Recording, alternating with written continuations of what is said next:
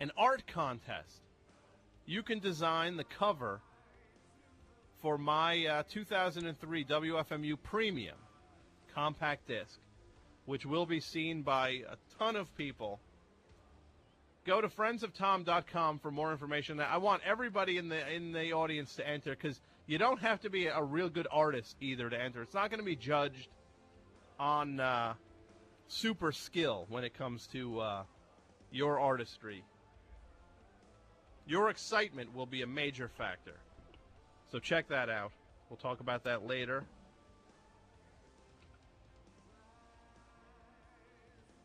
FMU, you're on the air.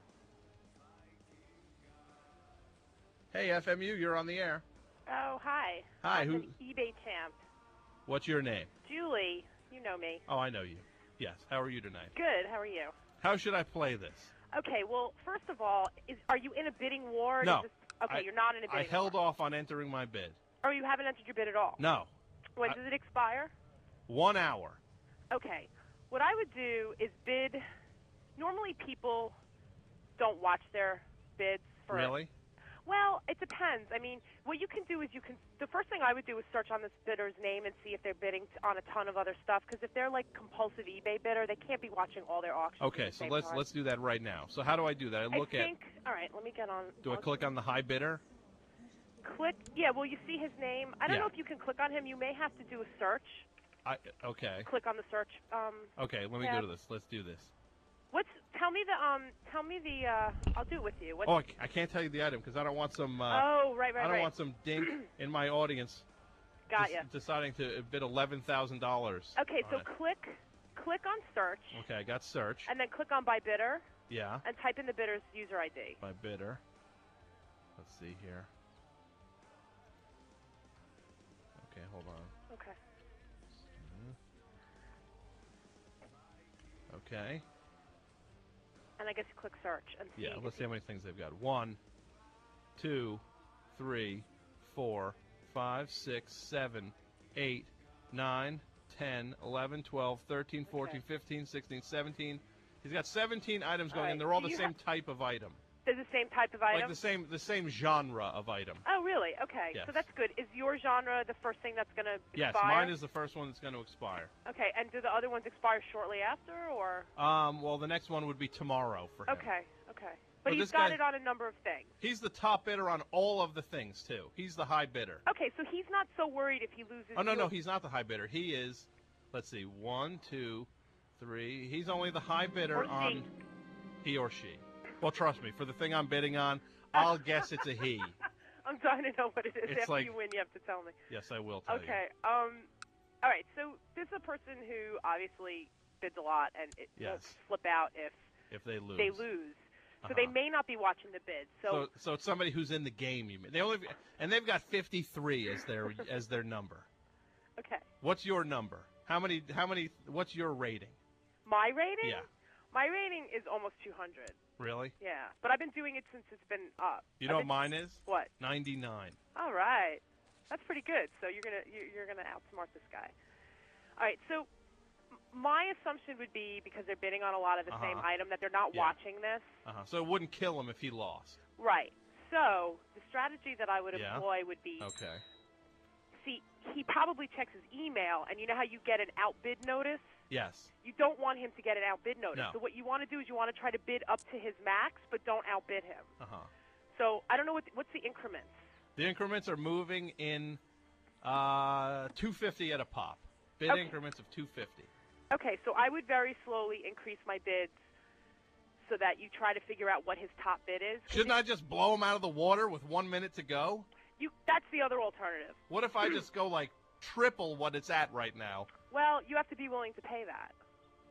But what could be? You mean I'd have to be willing? But if I'm going to beat out his maximum bid with a minute to go, if I put it in with 2 minutes to go, he can't reach mine if I blow him out of the water.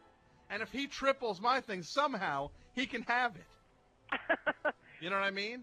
Well, the thing is that you don't. I don't know. See, what I usually do is I don't like getting. It's down to 58 minutes. The hour mark is gone. All right, we have 58 minutes to sweat figure out now. your strategy. You have two alternatives. At 30 seconds, you can bid $500. Yeah.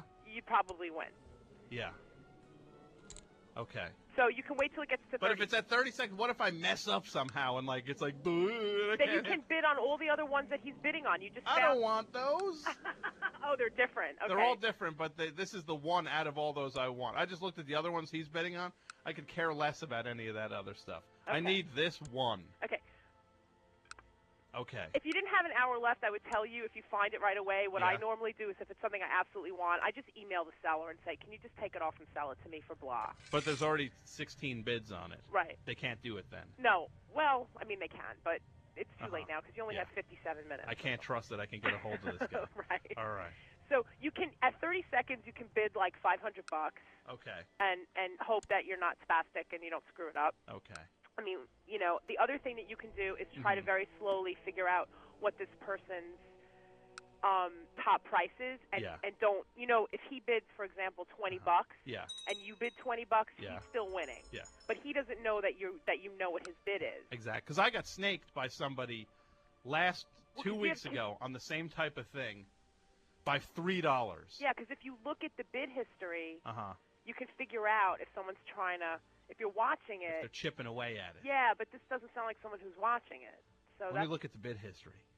Like, when's the last time a bid was put on it? Today there were one, two. It was today. It just went back and forth between 3 people. Oh, so yeah. See, and one of the people is like a 0 person. They shouldn't even be allowed to bid on anything. Well, how do you go from 0 to 1 if you're not allowed to bid? Yeah, still don't allow it. I don't allow it. Okay. Well, I'm going to keep track of this. All right. Well, if you have 3 different people that are trying to get that, they all are going to be watching it. So, I mean, I would say at 30 seconds. So I got to blow them out of the water. Yeah. Okay. That's my advice. That's what I'm going to do. Thanks so much. Good luck. You have a good night. Goodbye. Okay. Bye.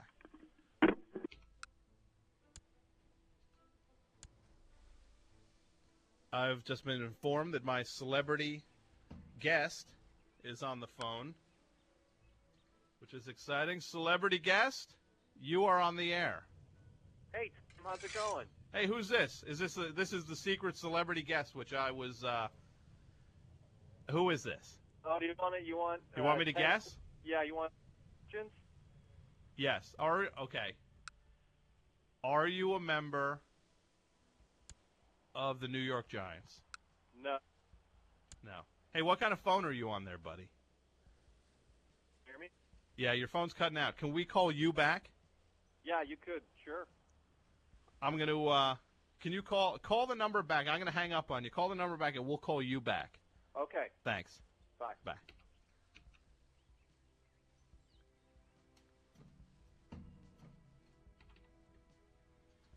FMU, you're on the air. Hello, Tom. Hey, who's this? It's the father of Petey. Hey, Petey's father. How are you? Pretty good. How's Dr. Shock doing, huh? I'm kind of Petey's father, too. Isn't it weird? We're great. both. It's like that show, it's My really Two great. Dads. Petey's like both of our son. Well, Petey was sort of an immaculate conception there.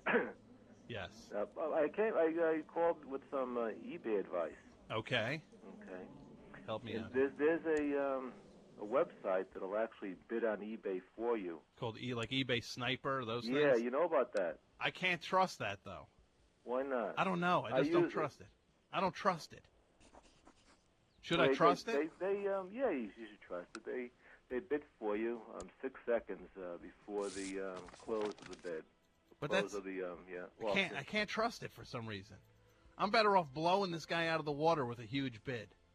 No. You want to be a stealth eBayer. You don't want to know. You don't want to tell anybody that you're there.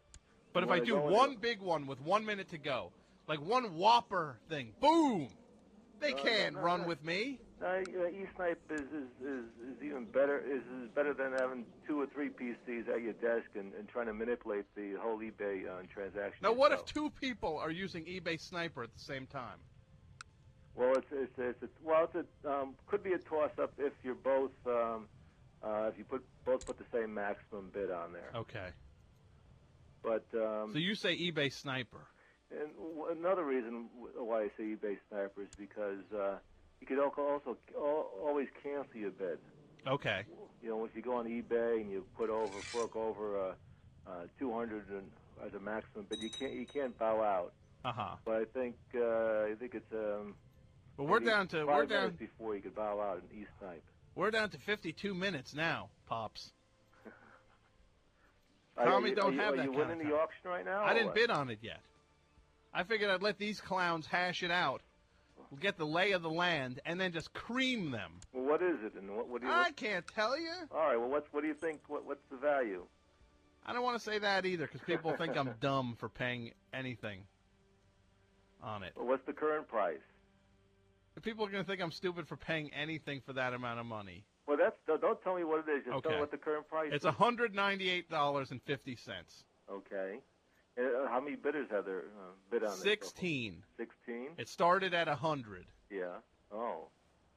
You said 198 is up to? It's up to 198. Hmm. What would you do to blow them out of the water? Well, 3? Yeah, I keep an eye 5? on it. And depending on how much you want. What if I do $14,000? No, you have to put sort of a ceiling, a reasonable ceiling for yourself. And you could go to East Snipe. Actually, you would have to. What if my reasonable ceiling is $300? You could put that. I'm going for it, Pops. Tommy's going for it. And if you could actually get it for 200 or 250 or whatever happens. Exactly. I might, right? Because it would just put me at the next level over the dink who's one below me. Yeah, you're home free. I'm home free. Just keep I'm going J.R. Ewing style on this one. Keep an eye on the auction, and you might have to go back into East Snipe and up it if you feel you want to. Okay. Thanks, Pops. All right. You have a good night. Take care, Tom. All right, bye. Okay, I've been told the celebrity guest is back on the air. Celebrity, you are back on the program. All right. Always glad to be on. Great. Now, this is, you said you were a member of the New York Giants. No, I'm not a member of the New York Giants. Are you Tiki Barber? No, I'm not Tiki Barber. I'm not one of the Barber brothers. Okay. Then are you, is this Kerry Collins? No, I'm not on the Giants. You're going about this in a very roundabout way. No, I'm not on the Giants. Okay. What team are you on? I don't play professional sports. Okay. I played, I was in a volleyball league in college. Okay. I think I know who this is. Is this Matt Walsh? Hey, how'd you guess? What's going on, my man? Not a whole lot. How are you? This is Matt. Everybody, this is Matt Walsh, who, as you probably know, is a very popular entertainer. He's an improvisation master. Is that correct? Oh, I wouldn't say that. I have a little more humility than that. I'm pretty good at improv. Okay, he's pretty good at improv. I can create an imaginary object and I can commit to a bit. Okay. Pretty good at that. Do you laugh on stage? Not anymore. Not anymore. You worked that out of your system? I did. I quit doing that. It sells out the comedy. You know, the best comedy is when you don't play your hand. You know what I mean? Mm-hmm. So look who I'm talking to. This is exciting. We got Matt Walsh on the show. Now, you, as everybody knows, are a founding member, actually not a founding member, of the Upright Citizens Brigade. I am a founding member. You are a founding member. I am a founding member of the Upright So you are a founding member of the Upright Citizens Brigade, who is New York's leading improv troupe. Thank you. Right? Yeah, that's right. And featuring talents such as yours, obviously. Thank you. Amy Poehler. Amy Poehler. Who's on Saturday Night Live now. Amy's on Saturday Night Live, that's right. Ian Roberts. Very funny. Very funny man. And Matt Besser, another very talented, very funny guy. Another very funny man, yeah. Now, you are also, what else are you doing now that we can, how would people recognize Matt Walsh? Well, there's a little movie coming out called Old School. I don't know if you've seen the trailers, but I have a pretty good part in that. So okay. I'm actually out in Los Angeles. I'm surprised the phone call sounds so good. So this call is this is a Hollywood call. Yeah, well, I'm actually staying in Hollywood. I'm staying at the Mondrian. And, okay. They put me up for a few weeks to do some pre-publicity, some press for the show, and so I'm just kind of hopping couches, I guess you'd call it. You go from one talk show to the next. And sure. For the movie, you're out there doing press for the movie? Yeah, doing a little bit of press, doing a little bit of auditioning. You know. Now, what is your character? Just kicking back. I just went to a Clippers game the other night with a good friend of mine, Horatio Sands. Really? What Clipper? Who did they play? Well, it was a tough ticket. It was the Clippers Bulls, and we went with also one of the writers from Cedric the Entertainer. So you're always kind of like with a celebrity. So you roll with a pretty fancy crowd, is what you want us to know. Well, no, I don't. I just happen into it. Like, I don't, they're my friends, and they just happen to be successful entertainers. You know what I mean? I don't like them because they're famous. So it's like-minded. It's like you and them are both, you're all successful. Yeah. Guys. Yeah, pretty successful, I'd say. And actually, Tom Arnold was at the game, too, so it was kind of a big event. Really? Yeah, he was sitting courtside, and kind of weird, everybody's famous out here. So Tom Arnold was there? Yeah, he was sitting there. Was the security pretty intense, I'm just assuming? There was, I guess he must come a lot because there was a guy by him, but that was about it, I think Clippers fans are sort of the new, I don't know, the alternative comedian's favorite team. Yeah. So it's kind of like, alternative comics like you and Tom Arnold.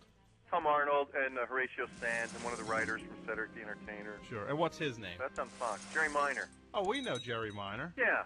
Sure. Sure. He's famous. Yeah, he is famous. So now you are in this movie Old School, which everybody knows is a hit. I guess it will be a hit. Yeah.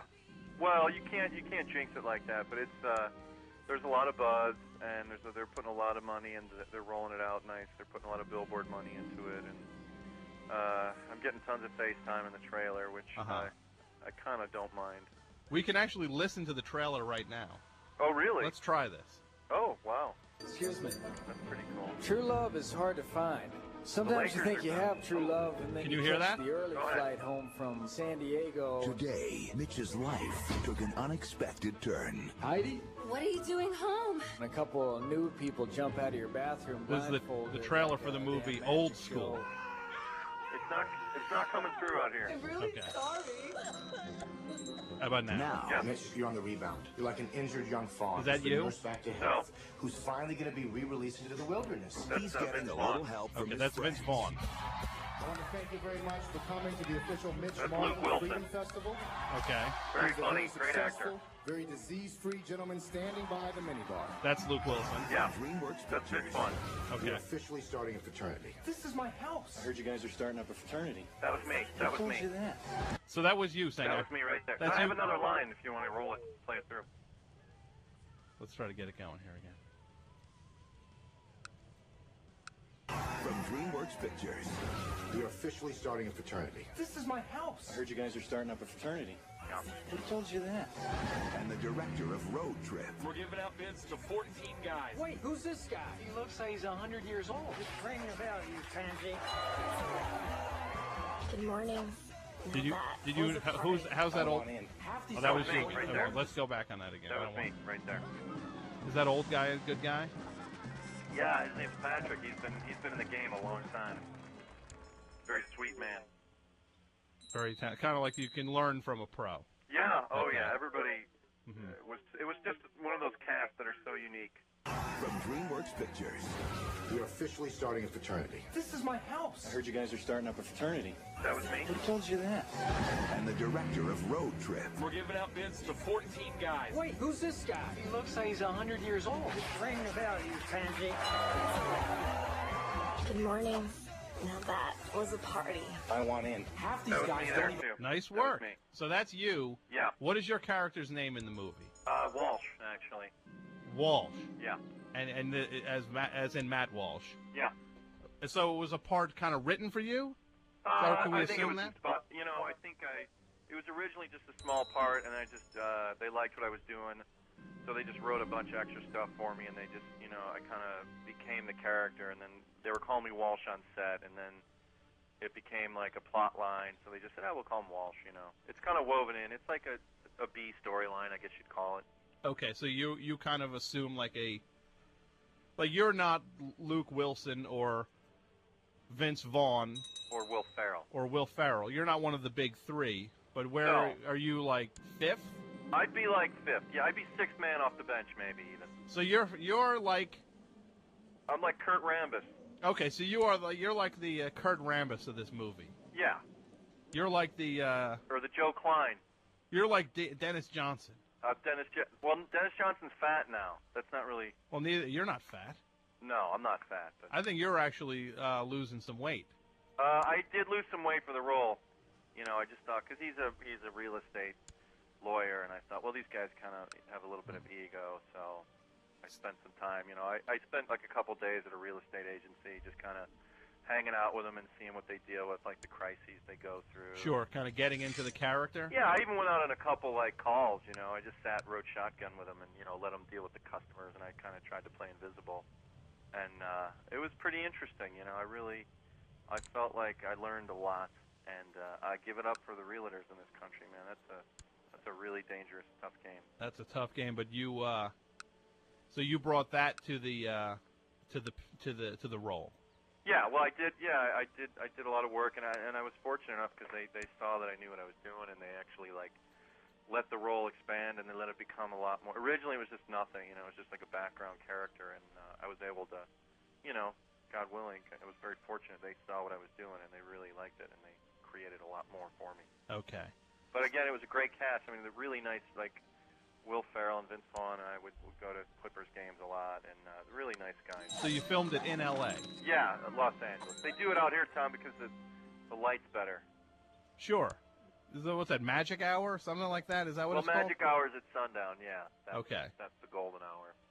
And that's... But they have longer days of sunlight out here, so they like it. Okay. So there's a little more natural lighting. Yeah, New York's great. I mean, I'm still in New York. I still got my place in New York, or I'm kind of bi-coastal right now. But, sure.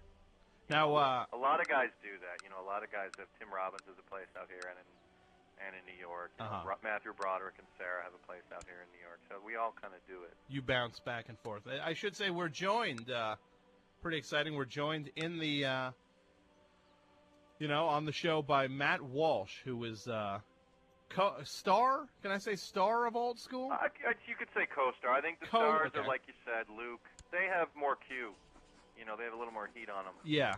But this is a career maker for me. Are you the, and you can say yes or no to this, are you the guy where, God willing, the studio executive is watching it saying, like, who is that guy? Get me that guy? Well, that already happened. I mean, they already gave me the go-ahead on giving me some more lines, and they told the writers that we got to get some more face time for this character. Kind of pump the role up a little bit. Yeah, they do that a lot. Every day they rewrite stuff, and every day they let you improv. My training's in improv, so a lot of what I can do is I can just kind of react as myself. Does that help you when you're actually on the set? Yeah. And does that intimidate? This is something I've always wondered. Does that intimidate a guy like Luke Wilson, for example, who I'm figuring does not have an improv background? I think so, a little bit. I mean, he's a player. He's a good-looking kid, obviously, and he's got some chops. He's came out through the indie circuit. But he steps back and he'll let me shoot the ball, as they say. Okay, so like when you're going like I want in. Yeah, I don't want to compare myself to him, but it's kind of like Robin Williams when he gets going. You just kind of watch and let it happen. So these guys kind of have to go along for the ride a little bit. Yeah. Is that Snoop Dogg in the trailer? Snoop is in it, too. He is a lot of fun. He is a really funny character. Here we go. We are officially starting a fraternity. This is my house. I heard you guys are starting up a fraternity. Who told you that? So that's you in the movie Old School, which is coming out what studio? DreamWorks. So DreamWorks. Yeah. And this is Matt Walsh, who is a co-star in the movie Old School. Tom. DreamWorks SKG. DreamWorks SKG, which is Spielberg, Katzenberg, and Geffen. Yeah. Okay. Well, just don't forget it, because I appreciate that's sort of a triumvirate of creativity. Okay. It's a little disrespectful to drop the SKG. So now, Old School. What is the plot in a nutshell? In a nutshell, it's about Luke Wilson starts a fraternity with his buddies Will and Vince, and I play Luke's buddy at work, and it's kind of about how my character is, 35-year-old real estate agent who is, thinking he thinks he can actually be in a fraternity. He thinks he can actually like regress in time, and he's not really clear on why he doesn't even know why he's doing it. He just knows it sounds like fun. And Luke has his issues with not letting him in, and so it kind of tests their friendship. But in the end, I don't want to ruin too much, but it worked out. But there were some tough times, and I actually play with Artie Lang too. Really? Artie works in the office too. Yeah. So it's kind of like The Office. It seems to be kind of like one of the major sets for the movie. Absolutely, it's really about the trapped sort of white middle class, middle-aged crisis type. Myself and Luke and Artie are playing that sort of like the Willy Loman, if you will. Okay. Let's say would you be willing to take some phone calls? Oh, I love your people fans. who want to talk Absolutely. to people who want to talk great to fans, Tom. Well, they love you too. If you want to talk to Matt Walsh, the number 201-200-9368 201-200 WFMU. Matt Walsh is Hey, I just want to say the Clippers are one player away too, Tom. That but they've got to sign those guys. Yeah. They can't let those guys escape. Yeah. They got Q, right? Yeah. They've got Olowokandi. Yeah. The Candy Man holding down the middle. He's gone though. He's not going to stay. They got the Polish Rifle, right? Yeah. Piatkowski. Yeah. They got the Corey Maggette. Yeah. He was the leading scorer the night I was there. Did they win? Yeah, they beat the Bulls. It was a real defensive battle. It was like 72-70. It was a great game. That is a good game. Yeah. WFMU, you're on the air. Hey, this is Scott Armstrong, and I co-wrote Old School. Hey, I was Scott. just listening to the radio here and listening to your guest, Matt Walsh. Yeah, and, so Matt, this is kind of Matt is in your movie. Or Hey, Scott, yeah. Yeah, I was just going to say that he just, it's like he's totally exaggerating how much he's actually in the movie. He's in it for like 30 seconds, and it seems like he's given like the, he's like falsely representing how much he's actually in the movie. Really? Hey, Tom, how do we know who this guy is? How do we know this is Scott Armstrong? It's Scott Armstrong, right? Yeah, Let's he co-wrote it. Okay, well, let's just check. How do we know this? Well, we'll ask him some questions. We've done the same for you. We've asked questions to prove that it was you. We're going to go. Hold on, Scott. This Joker is not the guy who wrote... I'm a Joker. The Joker is on the radio right now, like totally... You know what? I don't even understand how you're going to get away with this anyway. I mean, the movie's going to come out. Everyone's going to see you're in it for like 2 seconds. Okay, why am I in Los Angeles and staying at the Mondrian, okay, and doing promo? All right? Whatever. So you're doing promo? Is he doing promo for the movie, Scott? He's claiming to. I'm not sure. I'd like to see the receipts from the hotel. Yeah, come on out here. Come on out to have you ever been out here? Yeah, I've been to Los Angeles, Matt. Okay. Well, I don't know. You know, I'm not upset about it. It's just I'm more like disappointed. Well, let's ask a question just to prove so that we're not slandering Matt here. Scott, what was the first movie that you would have gotten a writer's credit on? That would be Road Trip. Matt was in that movie too. Matt was, but he was barely in that one. With a stopwatch, it was about 7.5 seconds. Yeah, Matt, I got cut out a lot though. I suffered in the edit room. So this was kind of like a makeup call? Yeah. Yeah. Well, I keep trying to do him favors, and like in the end, it ends up like coming back to haunt me. Uh-huh. I have to like. Matt, how much are you in the movie? Old School? Yes. Well, I honestly, I mean, if this is Scott, and it's dubious that that this is really the character who co-wrote. Well, what movie? What's your Old School is coming out in this month, right? What's the date? Yeah, February 21st. So February 21st. What? Yeah. Why would I know that? Because Scott just said it, maybe. Oh. But what movie is next on your docket, Scott? Well, I have a movie called Elf coming out that I co-wrote, Okay. and Chris with Will Ferrell, and then Starsky and Hutch next summer with Ben Stiller and Owen Wilson. Okay, so Starsky and Hutch. And I got Walsh a good audition for Starsky, and now. Well, okay. How did he do? That. How did he do with the audition? He kicked ass, but that's not the point anymore. It's like he takes advantage of it. So which one was he up for? It was for the role of. I always write when I write for Walsh. I usually use the name Walsh. Okay. Oh, I thought you were saying he was up for Star. I thought you said you got him an interview, like an audition for Starsky. I thought you meant the role Starsky. No, that's gonna be Ben Stiller. I can't But he open gets the to movie, fight Ben no. Stiller, hopefully. Okay. I can't open the movie. Well, it sounds like Scott might know a little bit more about the final edit than I do, but all I know is I had 20 days of shooting, and 20 days? I had 15. How many days shooting did he have, Scott? I remember like a day and a half. No. So that's he's doing a bit, Tom. Tom Scott's an improviser. He's doing a. We can roll with this too. That's fine too. Okay, I did a day and a half. That's like day player stuff. Well, I mean, it wasn't extra work, was it? No, he was paid more than. No, he had some lines. Okay. But why would I have a trailer if I was an extra? You know what I mean? Like I had half of a double wide, so you know, I don't. Whatever, Scott. I don't know. Maybe you're mad at me about something, but this is a weird place to have this conversation. I think you know what this is really about, Matt. I don't know, actually. So you're Matt. Is the truth somewhere in the middle here? Is that what I'm missing? The truth is that I did probably 8 days of filming, now that I think about it. But I was out in L.A. for 15 days. So you just cut it now down? Now that you think about it, you just eliminated like 21 days. 12 days. Yeah. Well, I had 8 working days, but I spent probably a month in L.A. because it's a day on, a half day. You know what I mean? Scheduling is everything. They schedule it around Will and Owen, or Luke, and then myself in that order, roughly, and Vince. Mm-hmm. And then, you know. So you consider you just like hanging out in a cafe a working day in L.A.?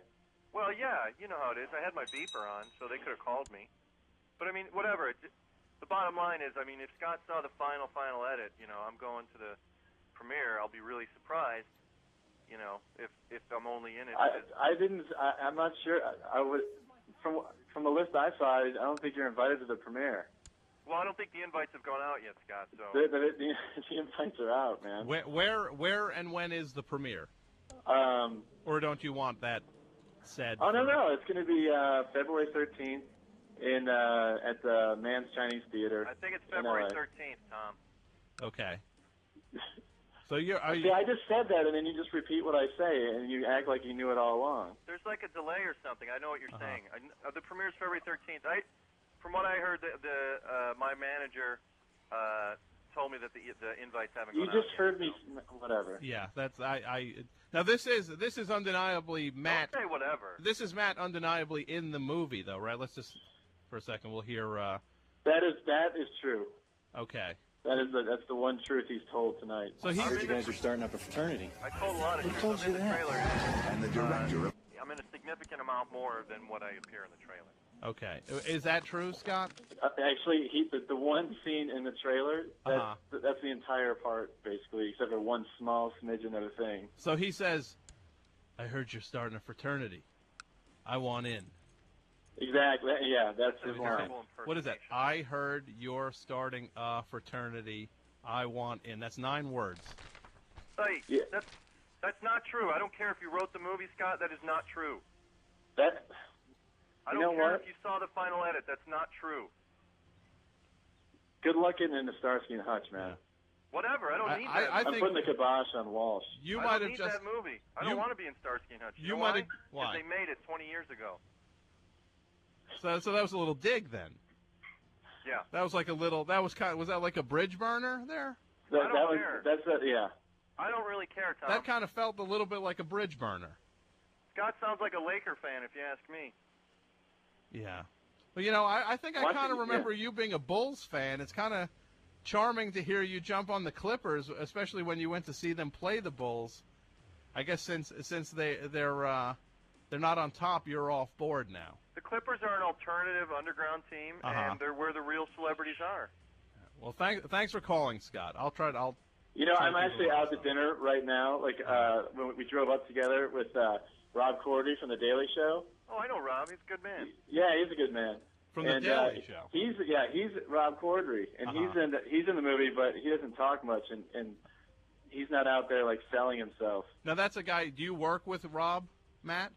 No, I'm in L.A. now, Tom. I don't really do stuff on The Daily Show anymore. Okay.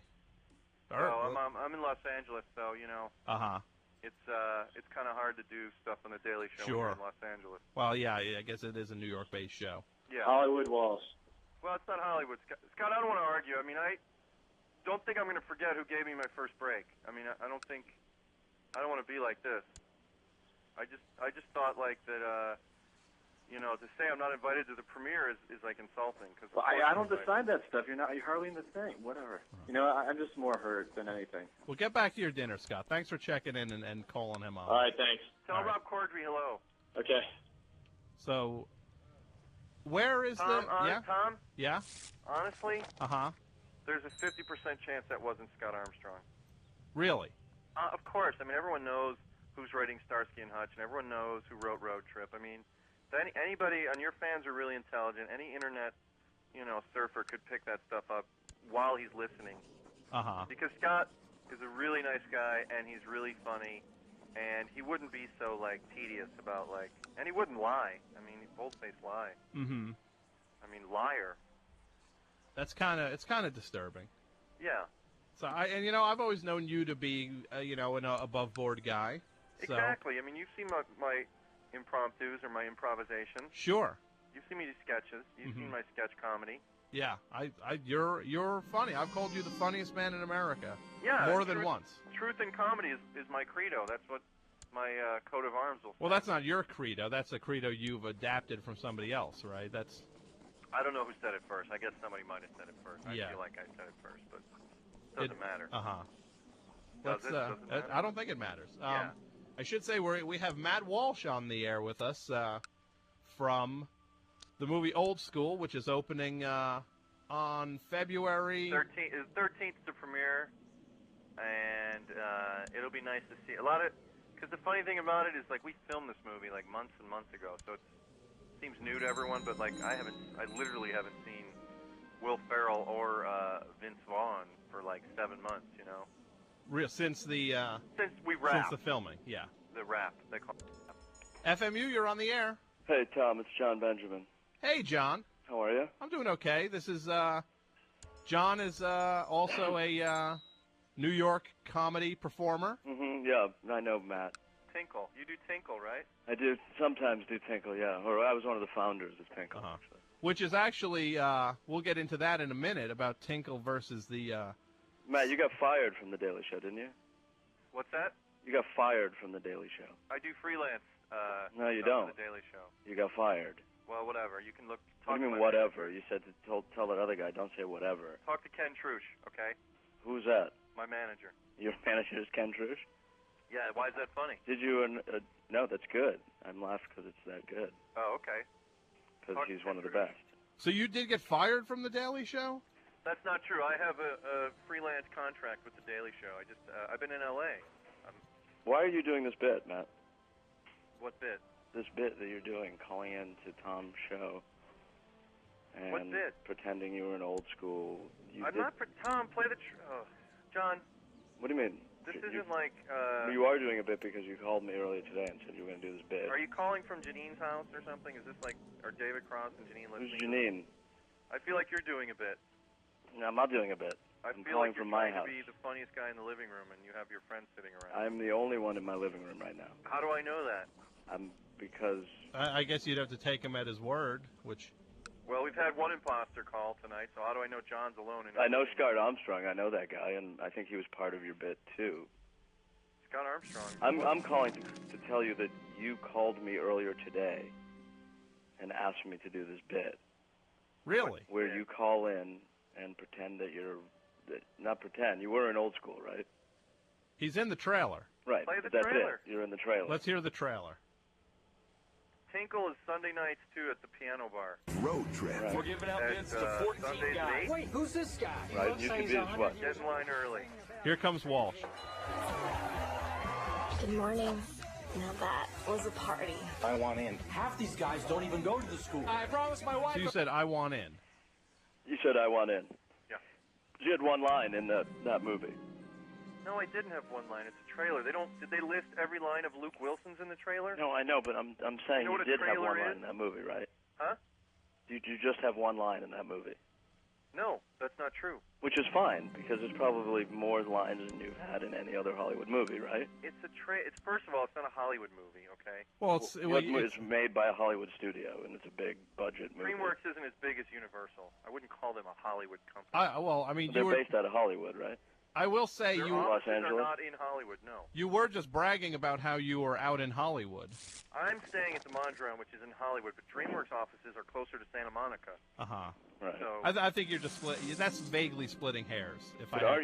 As an impartial? Are you in Los Angeles because you're looking for work, to be in a sitcom or the eighth character in a crappy sitcom? I'm not looking to do. Isn't that what you're doing there? Did you ever see the Upright Citizens Brigade? Yeah, I've been to your. I've been in your show. My mentality is to be the lead on a sitcom. Okay, I don't think that's. I think you'd be great on. So what are you doing in Los Angeles then?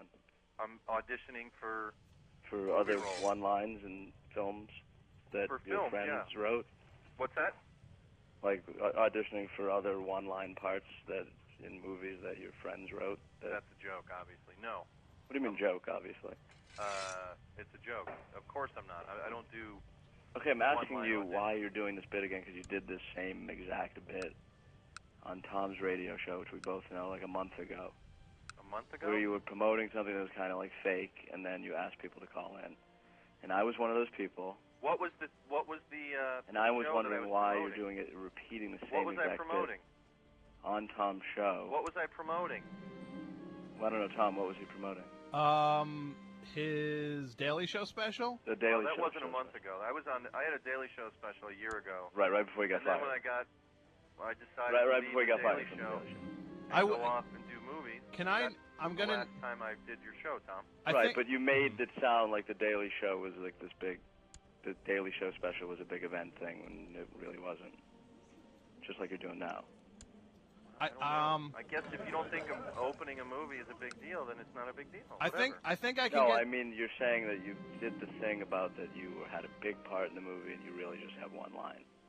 Well, in the trailer, therein lies the joke. So that's not true. And I don't know where the exaggeration lies. If you see the movie, you'll know that I have a part in the movie. But if you see the movie, really, you'll know that you just have one line. But that's not true. I have 2 lines in the trailer. So right there, you're wrong. Well, you have 10 words.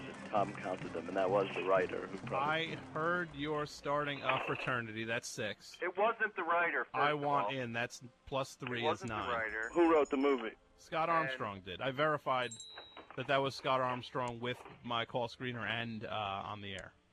And this is like some Dr. Katz prank or something. I guess I get it. So how do you know this is John Benjamin then?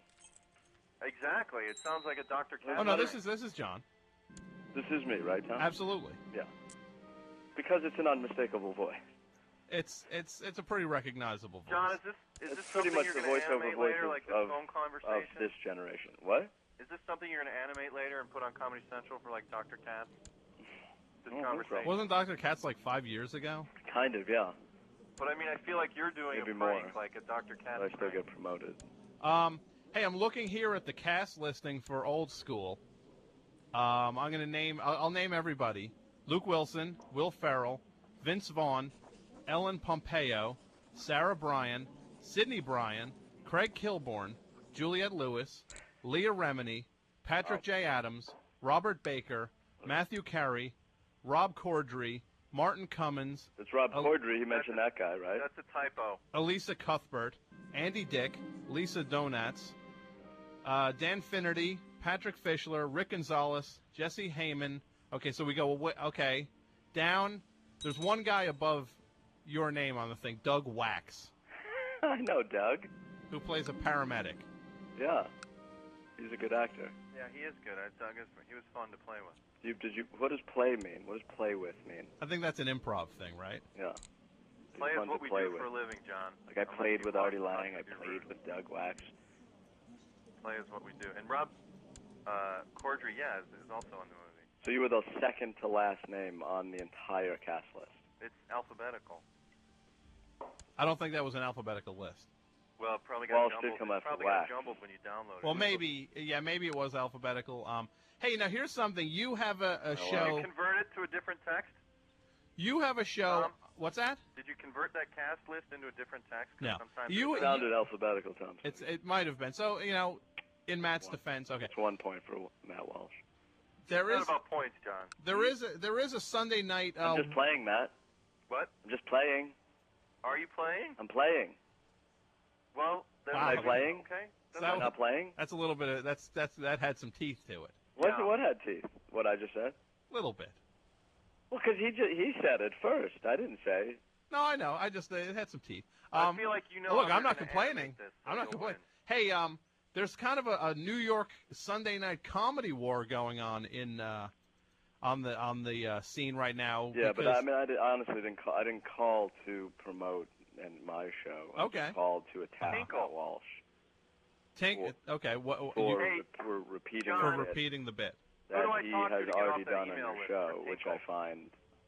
I don't think it's necessarily wrong. I just find it John Benjamin. Reprehensible? Not reprehensible, just sort of tired. John Benjamin. Just kind of milking. John Benjamin. Who do I get to talk Running to? I need to get taken off that email list.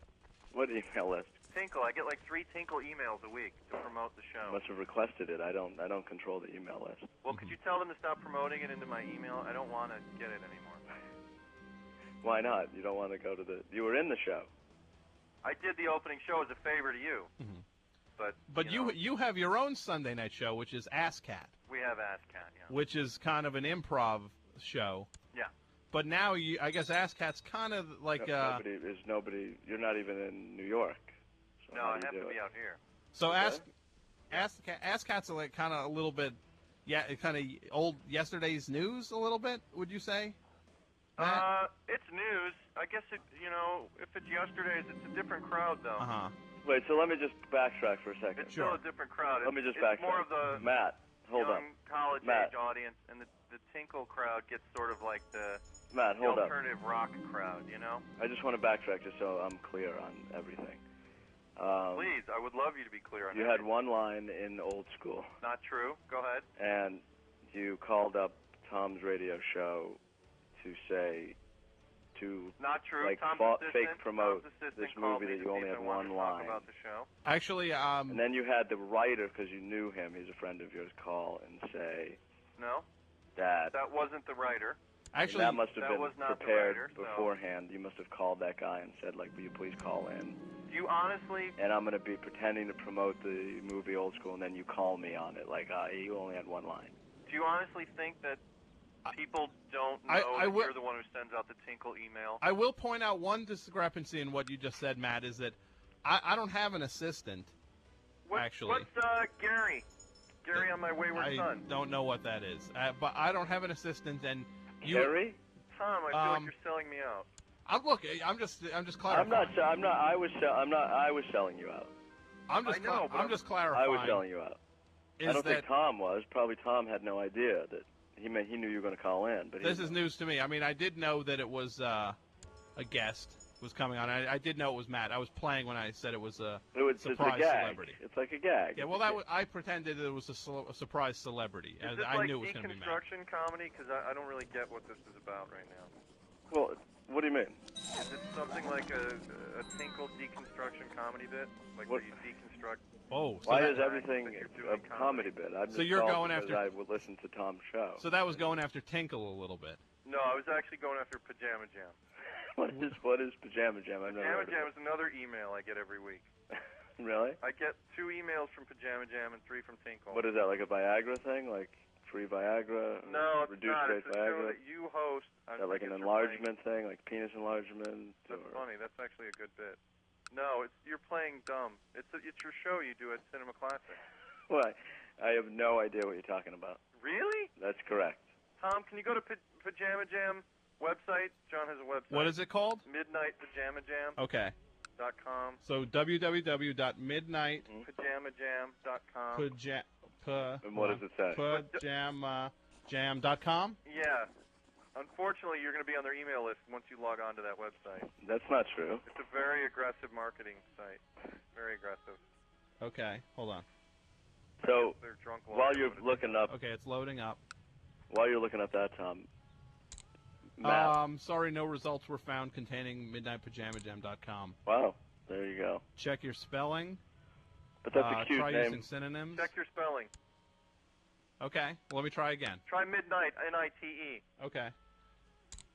I would never do anything like that, like cutesy spelling of words.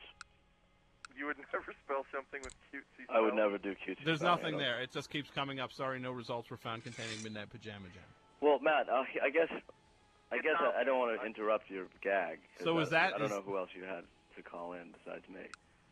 But because you did have asked me earlier to call in, right? Then I guess you've been successful in your head about deconstructing my bit or my gag. Well, the movie's called Old School. But what more of the bit were you going to do that was going to be different? Where does the bit begin? Like, what is the bit? If you use that phrase, I guess the bit began when you called up or asked who called who.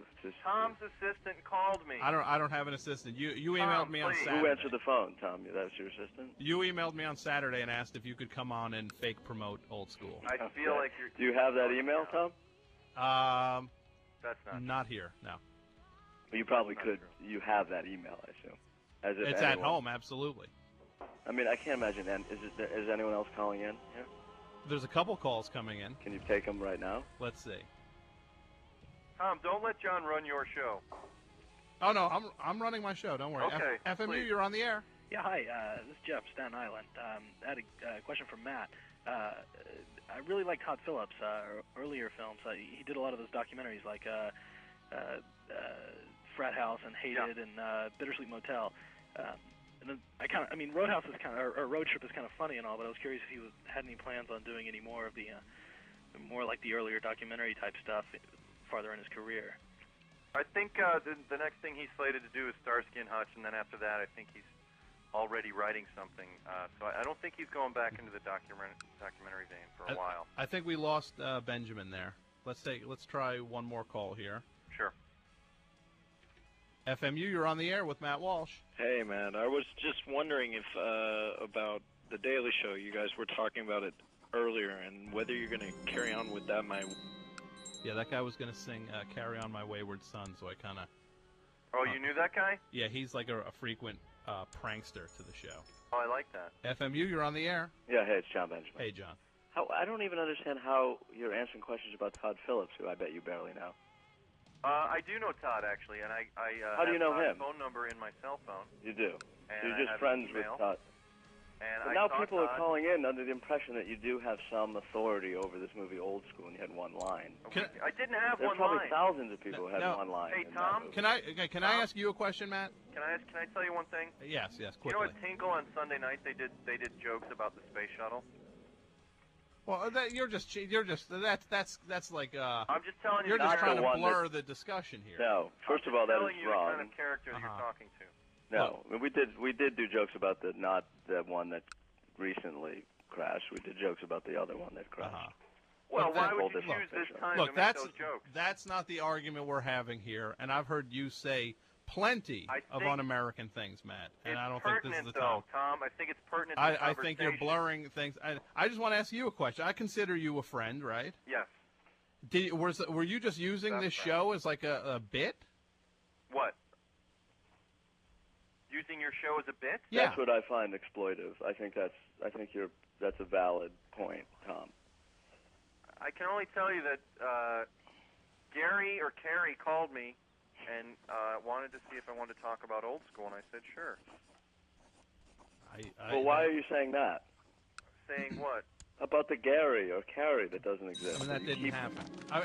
This is a listener-sponsored station. That's like the bit you're doing. You keep doing the same things over and over again. That's the point I'm making. There's no money for us to have. But Tom, earlier you told me to call back, and you'll have your assistant call me at my Los Angeles phone. Who, my call screener? Yeah. Yeah, he comes down and volunteers. Why are you clinging to this, Walsh?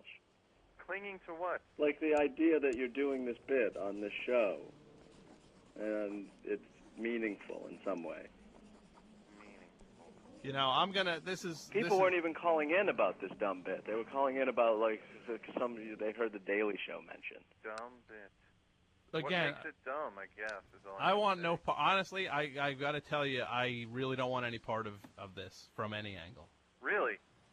I'm vaguely. I mean, I didn't mean to I mean, I hope I didn't No, totally John, derail. don't worry, John. Honestly, You're. Tom, I I understand hope I your didn't totally intention. derail Matt Walsh. Honestly, Tom, Yeah. John poisoned the bit. No, I think Matt Walsh. So it wasn't. So it was a bit. It was a bit. So it was a bit. It was a bit. John poisoned it. It was a bit, though. He poisoned it because he has a vendetta. I'm not sure what. I don't have a vendetta. You meant it to be a bit. Why would you poison it? What do you mean poison it? You poisoned it. You called it out. Well, why shouldn't I have? Is that like I a guess 'cause we had a conversation before where you had no leaning towards doing that, and then you surprised me when you called. I thought you were the one pushing truth and comedy, though. I'm all But about why truth and shouldn't comedy. then? Why would you? Why make me? Why point me out for what I did wrong when? Did I say it was wrong? I just said you poisoned it. Well, poisoning is kind of a strong word, isn't it? That's Well, a I little. guess That's a wrong little is your harsh. conscience speaking. I think you have some guilt about the way you treated the comedy tonight. Why? I No, don't I know. don't. I feel like you know you I think sold I it treated it like I treated it. I handled it the way I wanted to. out. Right, but Which it's is not to say that you were necessarily your doing night. that you were calling into Tom's show and doing the same tired bit that you did before a month ago, and Two I should've- times before. 2 times before. And to be same quite tired honest, as a listener, What is the same? What as is a the bit listener that's to tired? Tom's show, I find it offensive that. What is that the bit that's tired? Just and maybe it is characterize- Tom's fault because Tom is the one who let you Define back the on the bit show. that's tired, John. You throw around the word the bit, but what's the bit that's tired? Because it's the same premise. You What keep is the recycling premise? over and over again. What is the premise, John? The premise was that you are calling to promote something, and then you get people to harass you. Like Is it because similar to having an either elaborate one, setup it's like to a a bit whole, that doesn't it's pay like off? the whole thing is false, Look, this. or it's an exaggeration, like the old school thing. But like is it you had similar one to like line, but you having an pretended to be elaborate promoting the Matt, show. Matt, I'm not here to have a discussion on the philosophy of comedy. I mean, I guess that might be for. I guess And John I'm not is sitting using here. I'm broad- not making decisions for the show, but I would say that John maybe is using Tom. broad categories, Tom. And my question to you, Maybe Tom, Tom is that should if something rethink seems having you similar on to the John, show. It doesn't mean that it's dumb. No, Matt, listen. Or tired. Or Tom, you In listen fact, too. Yes, I am John has listening. the Maybe style you of should comedy rethink having that Matt he Walsh does on the things show where he again does because elaborate every setup time he and calls does an up, elaborate he does the setup, same thing. And then the point where the bit's And then over, I don't want to hear it there's anymore. no And maybe payoff. I'm the only That would be listener. a classic John Maybe Benjamin no one bit. else is bothered But by in that, those but at bits, least I when can he call invites in someone and to make do that those point bits, Okay, clear I can't. to please. your audience. Okay, I just hung up on everybody. Oh, Daddy don't like. Daddy's got a headache now. Thanks to Matt Walsh and John Benjamin and Scott Armstrong for checking in. It's kind of exciting. There are 5 minutes and 45 seconds to go on the auction that I'm going to bid on. The price has not moved since I started this show. 5 minutes, 33 seconds. Oh, what do I do? Let's talk eBay real quick. eBay call, 201-200-9368. Tommy needs help with this. 201-200-9368. 5 minutes, 20 seconds. Should I be getting into position, the bidding thing here?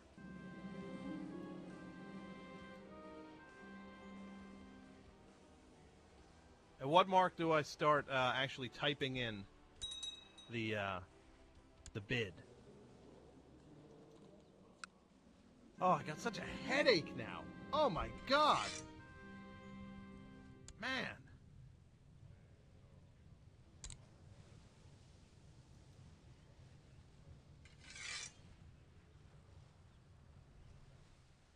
Oh, that gave me a headache.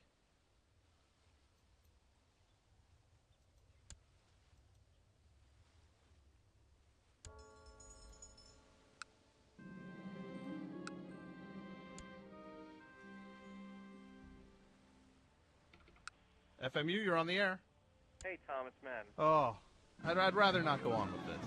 Okay. I just, you know what? Good. Congratulations on Old School.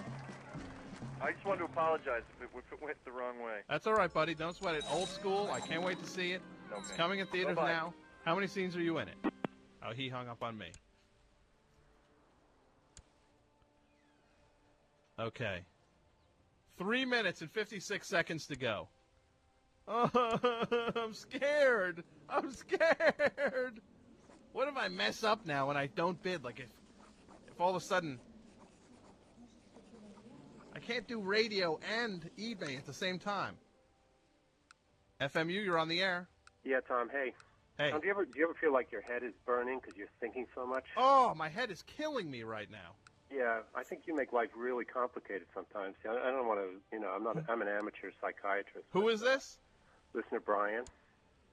Make life complicated for who? For yourself, I think. You mean with that argument? Oh, I mean, it's like this stuff just follows you around like. A magnet. 3 like minutes, 11 seconds. Have you ever been on eBay before? Yes, that's why I called. Listen, what do I do? What do I do? Well, don't panic. No preemptive panic, okay? You don't have to have this thing. If your attitude is I don't have to have it, then you'll get them. I needs it. Tommy needs it. Don't put any bids in against yourself. Don't put any bids in until the very, very end. 2 minutes, 59 seconds. It still has not moved. And then it's like a horse race. You just hope you're the last one to get the bid. So like in 45 seconds, do I just blast them? Yep, yeah. Blast Whatever it takes, yeah. Oh. And then it's it's rolling the dice at that point. Somebody gets it. If everybody wants it, they're all going to do the same thing. But don't put any bids in because that's a bid against yourself. Well, thank you. So don't bid and then rebid, because then you're just competing. Don't put a single bid in until the last second. Okay. All right. All right. Thanks, buddy. All right. All right. Bye.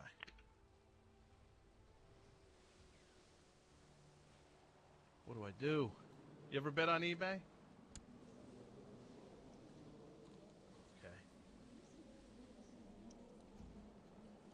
FMU, you're on the air. Yeah, hi, Tom. Hey. Some eBay advice? Yeah. Do you have the whole thing filled out pretty much? Oh, I'm doing it right now. Gotta go. Gotta go. Wait. And then also, whatever your maximum amount, let's say it's 300, yeah. make it 300 and... like odd numbers. No, right. Exactly. Weird numbers. 301 and 51. Thank you. Bye. 1 minute, 53 seconds. 1 minute, 43 seconds. Here we go. Filling it out. I'm doing it now. I'm just doing it now. My maximum bid.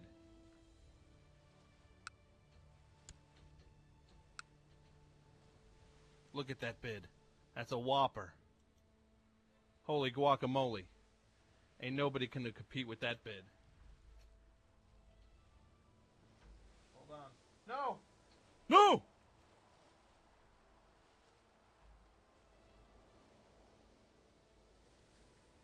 Okay. User ID, password. Confirm bid. Go, baby! Go! Fly! Fly! Tommy needs you to fly. He's the number one bidder. He's number one with 59 seconds. Go. Go, Daddy. Go. Fly, baby. Load. What? No. No, shh. Oh, I almost cursed on the air. Holy moly.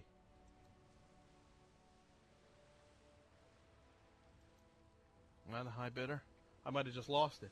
I might have just messed it up. No. Oh, I'm covered in sweat.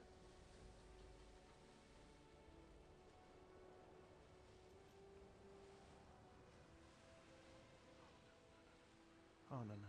Here we go. Got a bid.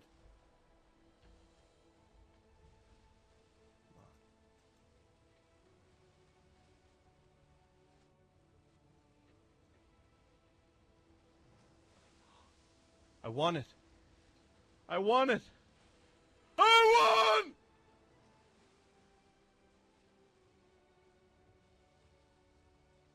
FMU, you're on the air. Hey, how are you? Congratulations. This is Yoni from the Five Towns. Just to let you know, a little bit of eBay information. You're not really bidding against people nowadays. You're actually bidding against a computer that has a last-minute sniping capability. Yes, I'm bidding against the snipers. Right, they're just all over you. So you just got to hold your horses, and if you've got a dial-up connection, you'll never get your bid. You're doomed. But if you got a fast connection like a T1 or a DS3 or whatever you got in your office over there, you got to place that bid when there's 3 seconds left, because all these bidding computers are out there programmed in 3-second increments. To snipe it. They snipe it. They just take it right away from you. They just destroy you. Oh. It's almost unfair bidding. But you want to know what? Who you nailed it. I destroyed them. Nice. Who won? You nailed it. What type of item was it? What type of item? Yeah, what'd you win? You really want to know? Yeah, we should let the public know. You built us up. It's tremendous excitement. It was a damaged cell phone. Oh, wow. And you know what? It's great for the dog or for the kids. Yeah. You know how much I bid on it? $1,100. Oh, you're kidding. Maybe that was stupid. That's a little heavy. Got to go back. How do I go back? No. Oh. My son did it. That ain't me. By the way, I apologize. I might lose you because I'm on my cell phone, but you can retract your bid. No, I don't want to. I'll pay.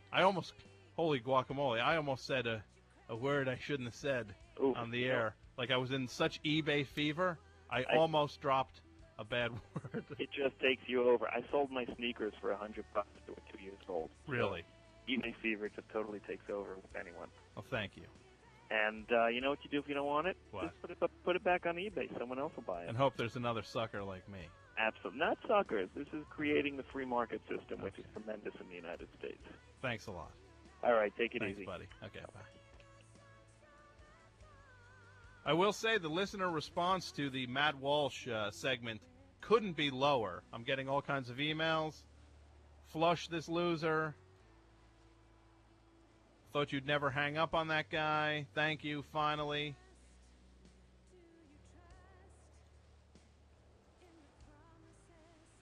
Go back to talking about eBay. Stop talking about Matt Walsh. I think Matt Walsh might be on probation with the show. 201-200-9368 is the number. We're going to get back. We're going to bring the show back up now. We got Officer Tom coming in next. But let's listen to rock records. Here is Drive Like... They are in really changed. In the sensitive. If you go to the... Like, look down it. Look, just come here. Come on, look. I'm in and get an application. The rifles in there and stuff. The only other movie.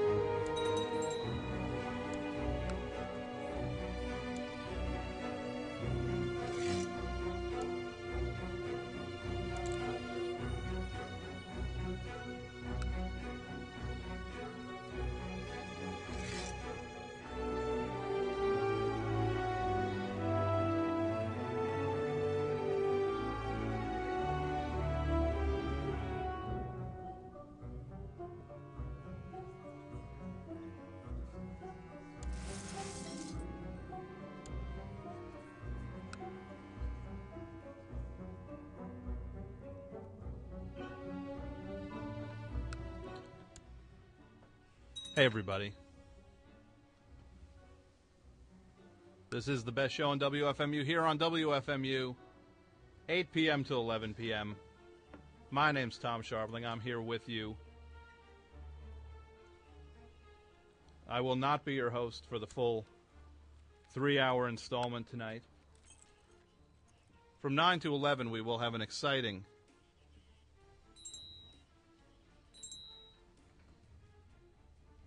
kind of like I guess we'd call it a show within the show, like a sub-program, which will be a Show hosted by Sam Cedar, and it's called The Majority Report. That will be from 9 to 10.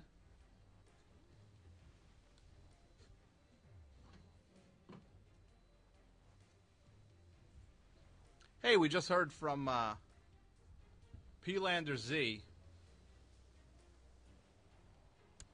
from their album Rocket Gold Star on the Micro Music label. We heard Oi Star. Before that, a song going out to Rob, who requested it, from the Moulin Rouge soundtrack. Ewan McGregor singing Your Song. And starting us off, New Order with Temptation from the Retro box set, playing it 2 times in the last 3 shows.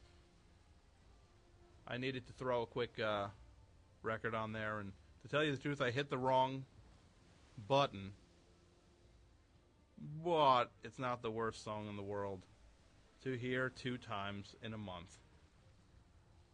The phone number is 201-200-9368,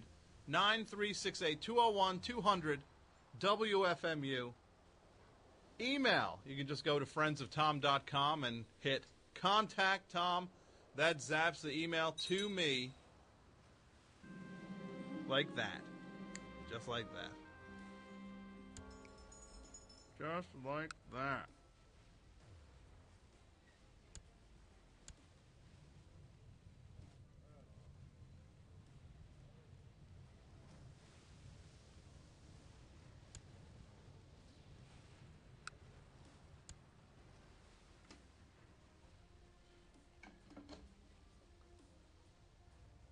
I got to turn the new headphones down. They're so loud. In a good way. It's awesome how loud they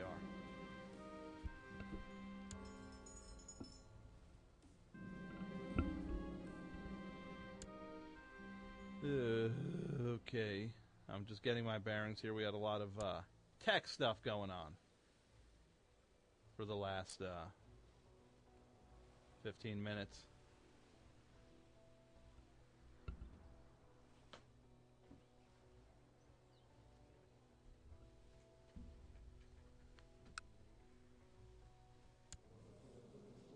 I'm just going to sit for a little bit.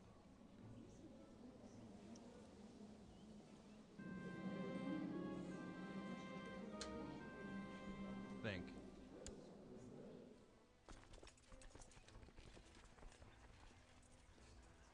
Check some email.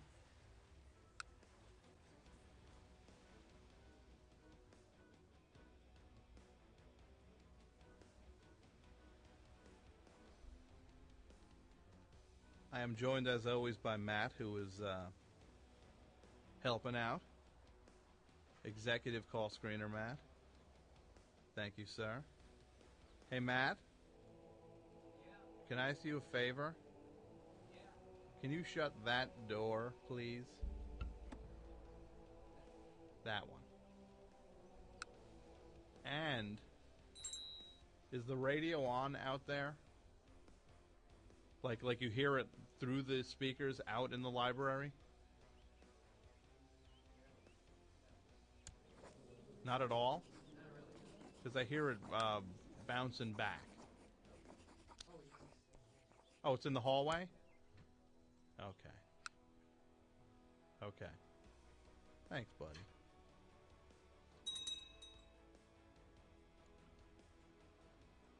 Oh, we have fun.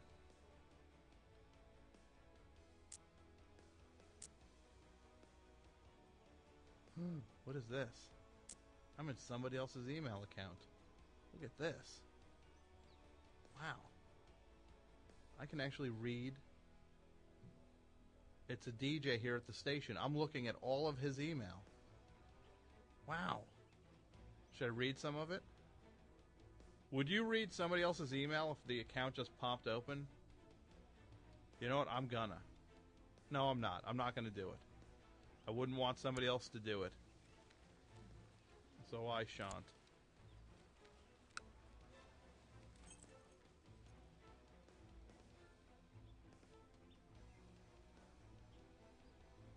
201-200-9368 is the number.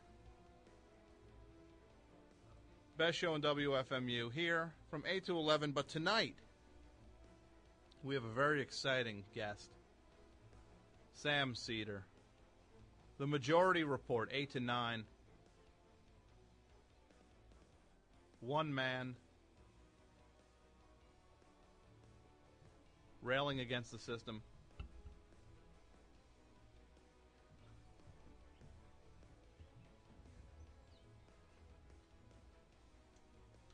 It's a talk show. FMU, you're on the air. Hey, Tommy. Hey, who's this? It's your birthday, right? What's my birthday? Right now. Or No. the day before or something. Yeah. Yeah, so I'm going to sing a happy birthday song. Ready? Oh, that's nice. Okay, ready? Who is this? Petey. Hey, how you doing, Petey? Good. Ready? Yeah. Okay.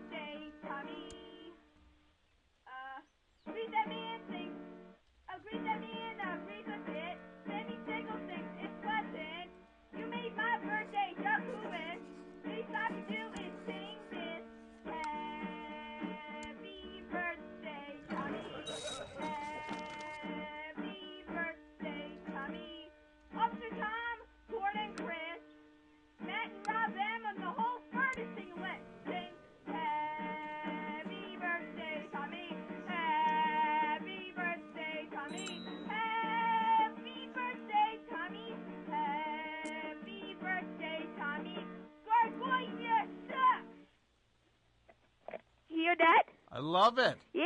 Hey, what was that last lyric? Gargoyle sucks.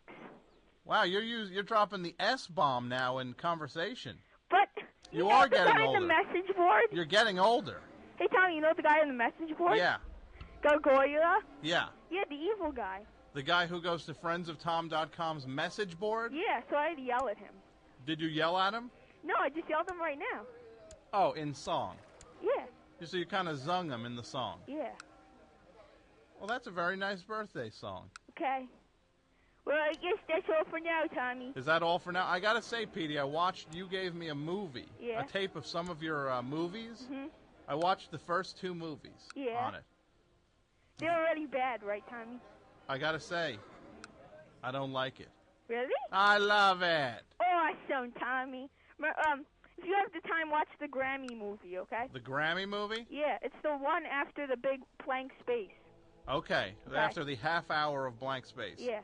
I have to say, your timing, you're like a young Adam Sandler. Okay. Like when you were doing the skateboard routine. Yeah. Pushing the skateboard toward that rock that was like 10 feet away from you. Yeah, that was very funny, right? That was very funny. Yeah. It was unbelievable. Thank you, Tommy. Thank you, Petey. Okay. Petey? Yeah? Goodbye. Bye. Best show, Sam Seder, coming up next.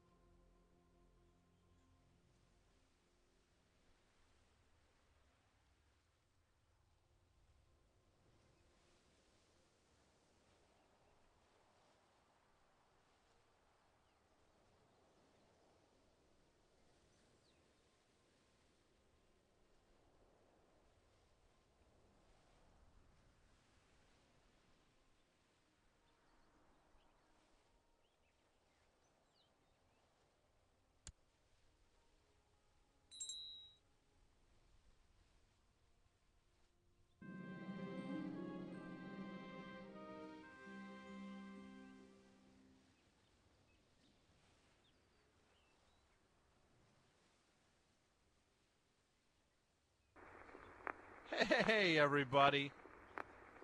This is WFMU East Orange, WXHD Mount Hope, worldwide, on the World Wide Web at WFMU.org. And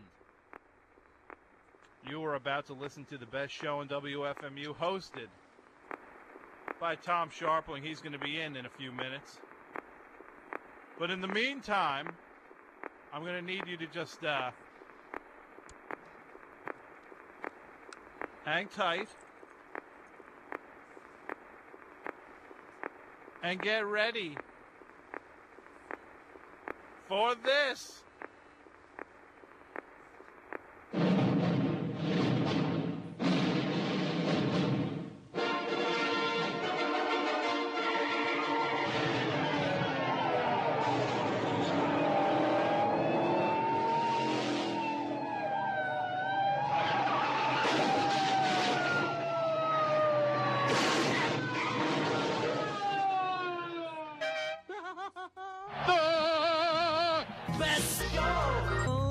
WFMU.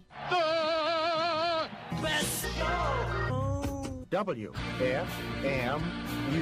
The best show. WFMU.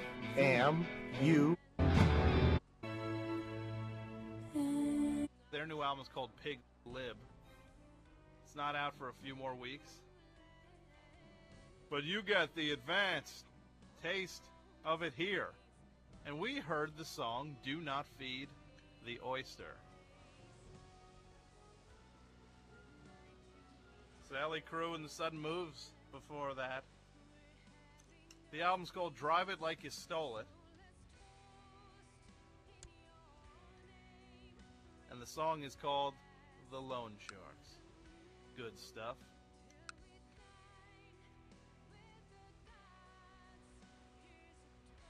You can get more information on Sally Crew by going to the website, which is www.12xu.net.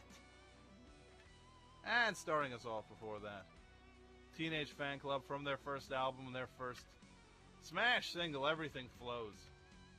The album was called The Catholic Education.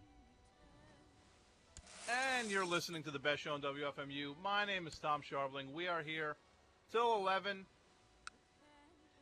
In about 35 or so minutes, we're going to have a special guest. Mike Allred, the comic book, I'll call him a genius. He is a genius. I shall refer to him as such. Maybe you've seen the comic book X-Force, which is now Ecstatic, which is really, it's not even a comic book like you think of a comic books as, and it's not an independent comic book like you think those are. It really is this fantastic, right down the middle hybrid. We will talk more about that later in the show. But now, you know what we have to do tonight? Pick the winner of the Friends of Tom art contest. For the last few weeks, we've had this fantastic art contest going where you, the WFMU listener, has had the opportunity to design the cover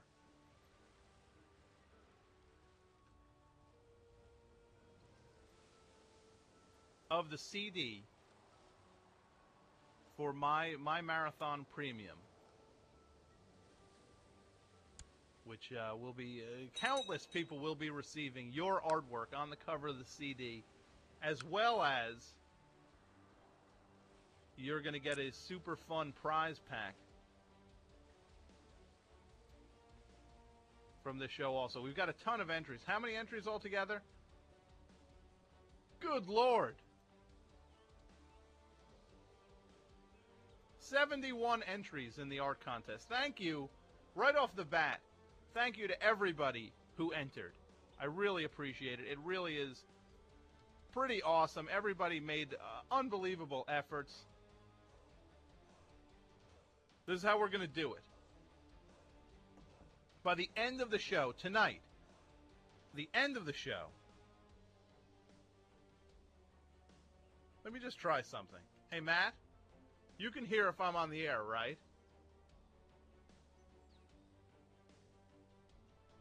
I'm gonna press a button. Tell me if the air signal stops. Am I still in the air? Do you hear me on the air right now? I am. Okay. Thank you.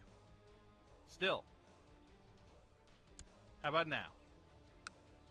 We're still good. And I want to say a very happy birthday to associate producer of the show, Matt. Thank you, Matt. And happy birthday. Let's try that one. Try it now. Actually, it didn't work. Try that one. That's better. Thank you, Tom. You're welcome. Happy birthday. Thank you very much. Did you get anything exciting for your birthday? No, I have not. Well, no, I just did. I got the associate producer. Oh, yeah, I really went. I plan on taking the issues and the responsibility of being associate producer very, very seriously. Well, then you are really in trouble. If you were planning on taking it seriously, I think we might have to reconsider everything. No, seriously, happy birthday. Thank you, Tom. Okay. Can you fiddle with that a little more? No, I don't think so. Thank you.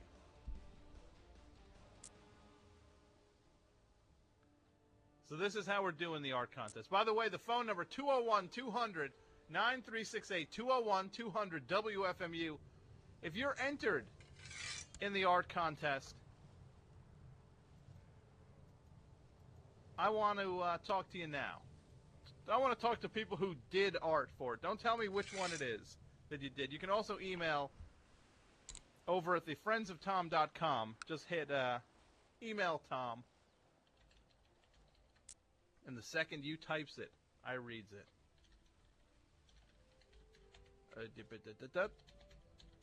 Beep, boop, boop, boop. Okay.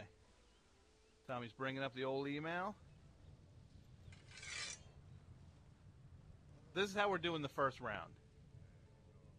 The prelims, we're going to call it. I'm going to eliminate some entries. Let's see what we got here. Okay, I'll give you a few more minutes, El Cristo. Chris needs a couple more minutes to get things set. The guys, first of all, also, Gordon, week 1, we're looking for some kind of gimmick. And I should say, it is time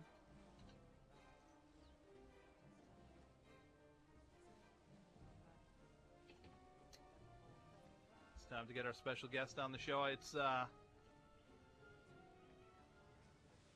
fan resentment. So I had that was put together. And I also I'm watching R-rated movies. Well, Mr. Mike Allred saying hi and saying bye. Now I'm going to say hi to something on WFMU East Orange, WXH, Matt Hope, worldwide on the World Wide Web at WFMU.org. Let's say hi to something from Guitar. We just heard from The Outsiders from a collection called Strange Things Are Happening, put out by the Bam Caruso people. The Outsiders, the best Dutch band ever. We heard That's Your Problem from The Outsiders. And before that, from their album UFO Romantics on the Narnak label, Guitar Wolf with Gion Midnight. Good for them. Go get them, Guitar Wolf. They are from Japan. Hey, the phone number is 201-200-9368. 9368-201-200 WFMU. We are going to do the art contest in a few minutes. We're going to narrow down the finalists. We have 12 finalists you can look at friendsoftom.com. Go to the art contest segment of the page, and you can look at the 12, I think it's 12 finalists. I think 14. There might be 12 or 14 finalists up there. We will narrow it down in the next few minutes. We are going to do the back end of our interview-packed evening now. I'm going to welcome to the show, we had somebody from the cartoon world, Mike Allred. Let me just bring him up. Our second guest of the evening is on the television end of things. You might be aware of a cable channel, the Shout Network, and we have somebody from the Shout Network I want to bring up on the show. From the Shout Network, I guess, are you an executive at the Shout Network, Matthew Tompkins? Hi, Tom. Yes, I'm head of programming at Shout.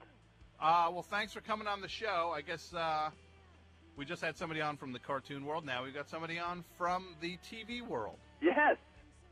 Very excited to be talking to you. I'm very pleased to announce that the Shout Network is now part of the Comcast family. Okay, which is pretty exciting news because everybody in this area, I think, is Comcast in New Jersey for the most part. That's right. I guess there's Time Warner Cable in New York. I don't know if that's part of the family. We're working on that. But definitely Comcast as of next week. Okay. So your New Jersey viewers will be able to tune in to the Shout Network. Great. And actually, I'm calling to just inform your listeners about our what we have planned, and mainly to pump the spring lineup. The spring lineup. Yes. Well, first of all, why don't you just give people a background on the Shout Network, just a quick log line for what Shout is, because like TNT is movies, right, and drama, and crime. Core TV is obviously crime stuff. And what is the Shout Network? Tom, we are all of that and more. Okay, so the Shout Network is what, is like a little bit of everything? It's a little bit of everything, but it's all high quality. It's all the best you're ever going to see on TV. Okay. It's the greatest. So the spring lineup you're announcing. Yes. Why don't you tell us a little bit about what people can look for out of the Shout Network? Well, number one, the show that really built the Shout Network and really pushed us into the limelight is still in production and still doing great, and that is, of course, the Van Dyke vehicle. Okay, and that's Diagnosis Murder? What's that? You said the Van Dyke vehicle. It's Diagnosis Murder. Dick Van Dyke show? Oh, not Dick Van Dyke, Jerry. Okay, Jerry Van Dyke. What is his show? Jerry Van Dyke's Crime Crunchers. Okay. Well, I don't have the Shout Network right now. Oh, you read about that show, though, haven't you? I think I heard about it in passing. What's it? Jerry Van Dyke's Crime Crunchers? That's right. Yes. And what is that? Oh my God! It's a very exciting show. It's basically it's Beretta meets RoboCop. Wow. Yeah. That sounds got pretty. That 70s gritty feel, but it's also kind of space age too. And the what sets it apart from other crime solving shows is that every week Jerry teams up with a group of people who are basically his crime crunchers for that week. Okay. So I believe the first episode that's going to show up in your area, it's called the Case of the Garage Murders, and he's being helped by a band, I think, who's from your area, a group of musicians called the Fleshtones. Yes, they are from up in this area. So they're helping him crunch crime in that episode. Okay, really? The Fleshtones acting? Oh yeah, yes. And okay, so people can look for the Fleshtones to help out Jerry Van Dyke solve crime. Yes, he crunches crimes. Crunching Crimes. Yes. I'm sorry. That is copyrighted too. Okay. Jerry Van Dyke's Crime Crunchers. Yep. So Jerry Van Dyke and Keith Strang, Crunching Crime. Who's that? He's the guitarist in the Fleshtones. Oh, right. Okay. Yes, I think you're right. Hey, I want to tell you about a whole slew of reality shows that we got going. Okay. Okay. As you all know, this is what's really happening. This is what pulls in the viewers. The reality program. The reality program. Which is really, I guess it is a big deal. Reality programming is something that seems to be kind of like bread and butter for a lot of these networks. Yes, and I think everyone's going to agree that no one does it like the Shout Network does when they see Sex Camp. What is Sex Camp? What Sex is that? Camp. Sex Camp, Tom, answers the age-old question, just what goes on when 7 construction workers and 7 exotic dancers are dropped in the middle of a remote Alaskan forest? So that's the question that you're asking. And it's answered on the show. Sex Camp. Yes. 7 construction workers. Yep. 7 exotic dancers. Strippers, okay. And what are some of the, have episodes of this been filmed? We're wrapping it up now. Okay, and what is the general tone of the show? Sex. Well, I guess it's called Sex Camp, so I figured that it would have a component of it. Yeah. Well, sex in the forest, sex in streams, sex in tundra. It's got it all. Okay. Yeah. Wow. So Sex Camp. It's pretty sexy. It sounds great. We're hoping for a hard R. A hard R rating. For what? This is not a movie though. No, it's a TV show. But we're hoping it gets through, basically. You know what I mean? No. Through censors. Oh, okay. Yeah. You're hoping to get what through? The show. I mean, it's nasty. I mean, are there any characters that stand out who, America falls in love with? Certain people? Depends if you love sex-addicted construction workers named Mort. This guy Mort, he's gonna be on the cover of some magazine. I don't know what. I mean, it could be Time. It could be Leg Show. I don't know. Wow. Let's move on though, okay? So Mort, he's gonna be famous. I can't wait. So America can pretty much get ready. Get ready for Mort. Get ready for Sex Camp is what it is. Okay, so we will get ready for sex. What else? Buried Alive. Buried Alive. That sounds horrifying. Just what the title implies. The tagline we've got: Buried Alive. How long can you last? Well, I guess everybody probably can last for about the same amount. No, some people have bigger lung capacity. I mean, you can breathe down there. It's difficult. It's just What's down there? Yeah, it's a pit. It's Then what? You fill up? It's a glorified grave. So a grave, basically, and then you're filling in. Yes. And how do people win? Just whoever lasts the longest. Whoever doesn't, whoever doesn't, what? I don't want to get into that and spoil the ending for anybody. Humor me. Well, you can kind of breathe down there. It's difficult. Through the dirt being dumped on you. Yes. And has anybody died? I'm sorry. What was that? Has anybody died during the making of the show? I really don't want to give anything away. I don't think it's fair to the viewers. Okay. But it's exciting. It's a very exciting show. All right. Tom, are you ready for Joe Billionaire? Joe Billionaire? Yeah. Well, you mean like Joe Millionaire? It's the same concept, but he's a billionaire. Okay. It's very similar to that show. Well, I mean, it can't be that show, otherwise you guys will get the pantsuit off. Well, right? it's Joe Billionaire. It's different. It's not Millionaire. The different thing is, you know how that guy was kind of good looking? He's young. Yeah. And he's really sweet to the girls. Yeah, Evan. This guy's not quite like that. He's 60 years old. Okay. He looks like Truman Capote. He's bedridden. and he's mean to the girls. What is his name? This is just horrifying that this is actually what people can look forward to on the Shout Network for the spring schedule. I tell you this. What? America will fall in love with Gus. He's like your crabby grandpa. Except he's harassing young women. He's not so much harassing them as ordering them around and making them do things that they really don't want to do. That sounds terrible. It's great. It's great. It's great. It sounds awful. Hey, you want awful? I think this show will be perceived as awful, but I think it'll go down as one of the greatest shows ever. Uh-huh. Drink This. Okay. What goes on Drink This? Well, that's the question. Just what is in that glass? Is it apple juice? Or is it toxic waste? Oh. So then people drink it for prize money. Mm-hmm. Yeah. Yeah. Hey, I should say we're joined by Matthew Tompkins, who is an executive over at the Shout Network, which is coming to New Jersey, I guess on Comcast Cable, you said? That's right. And people can look forward to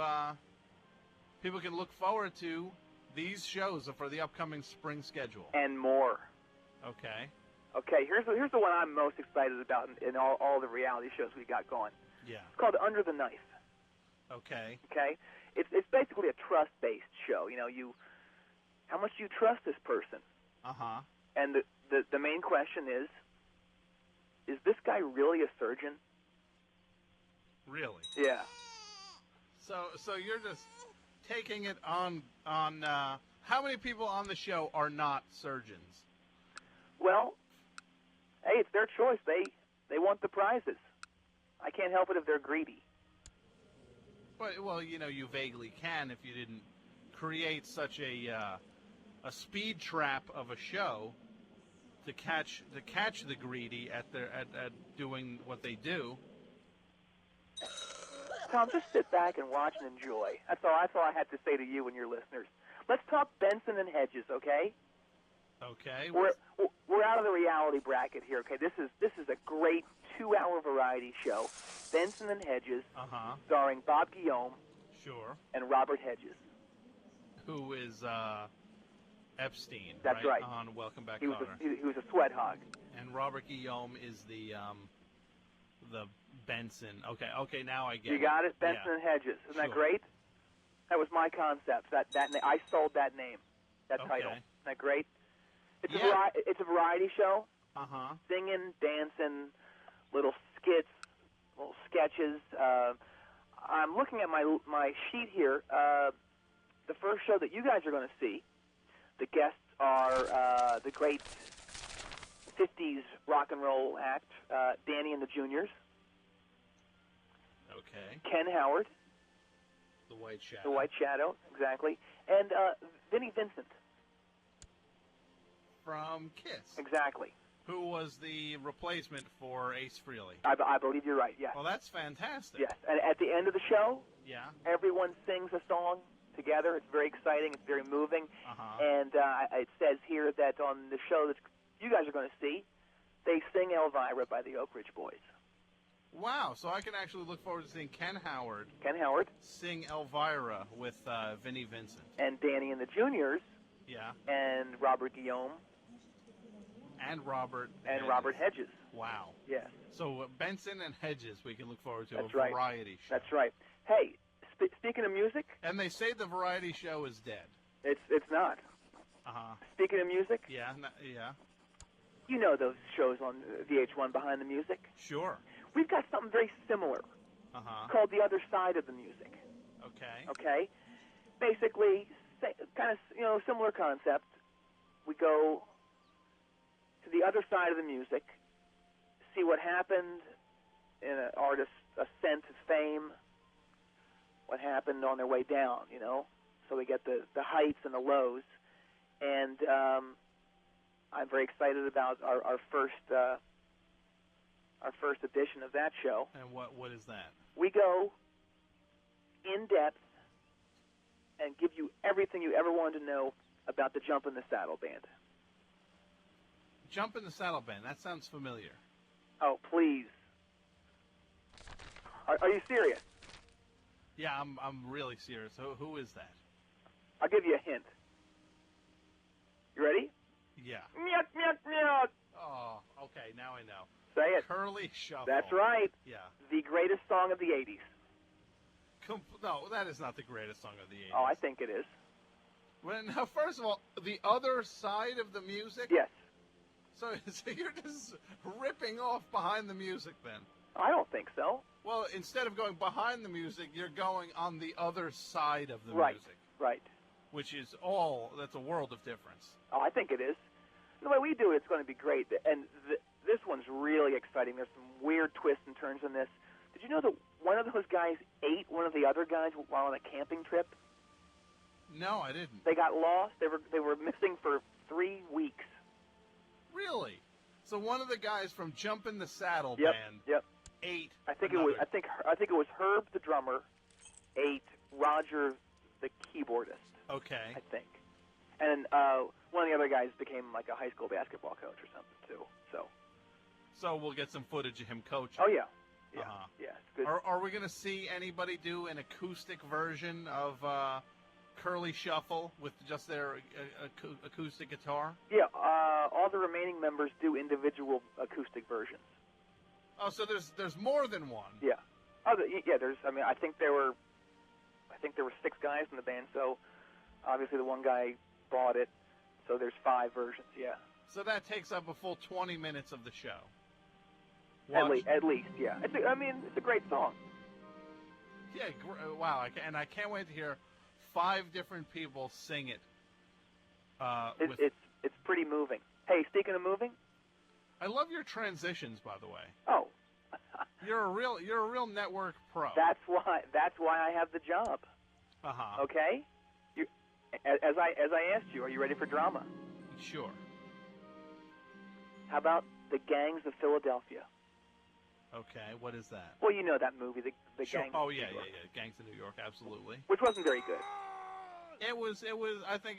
Well, we're not going to talk about movies here. Let's talk about What is Gangs of Philadelphia? Okay, takes place in the hot summer of 1979.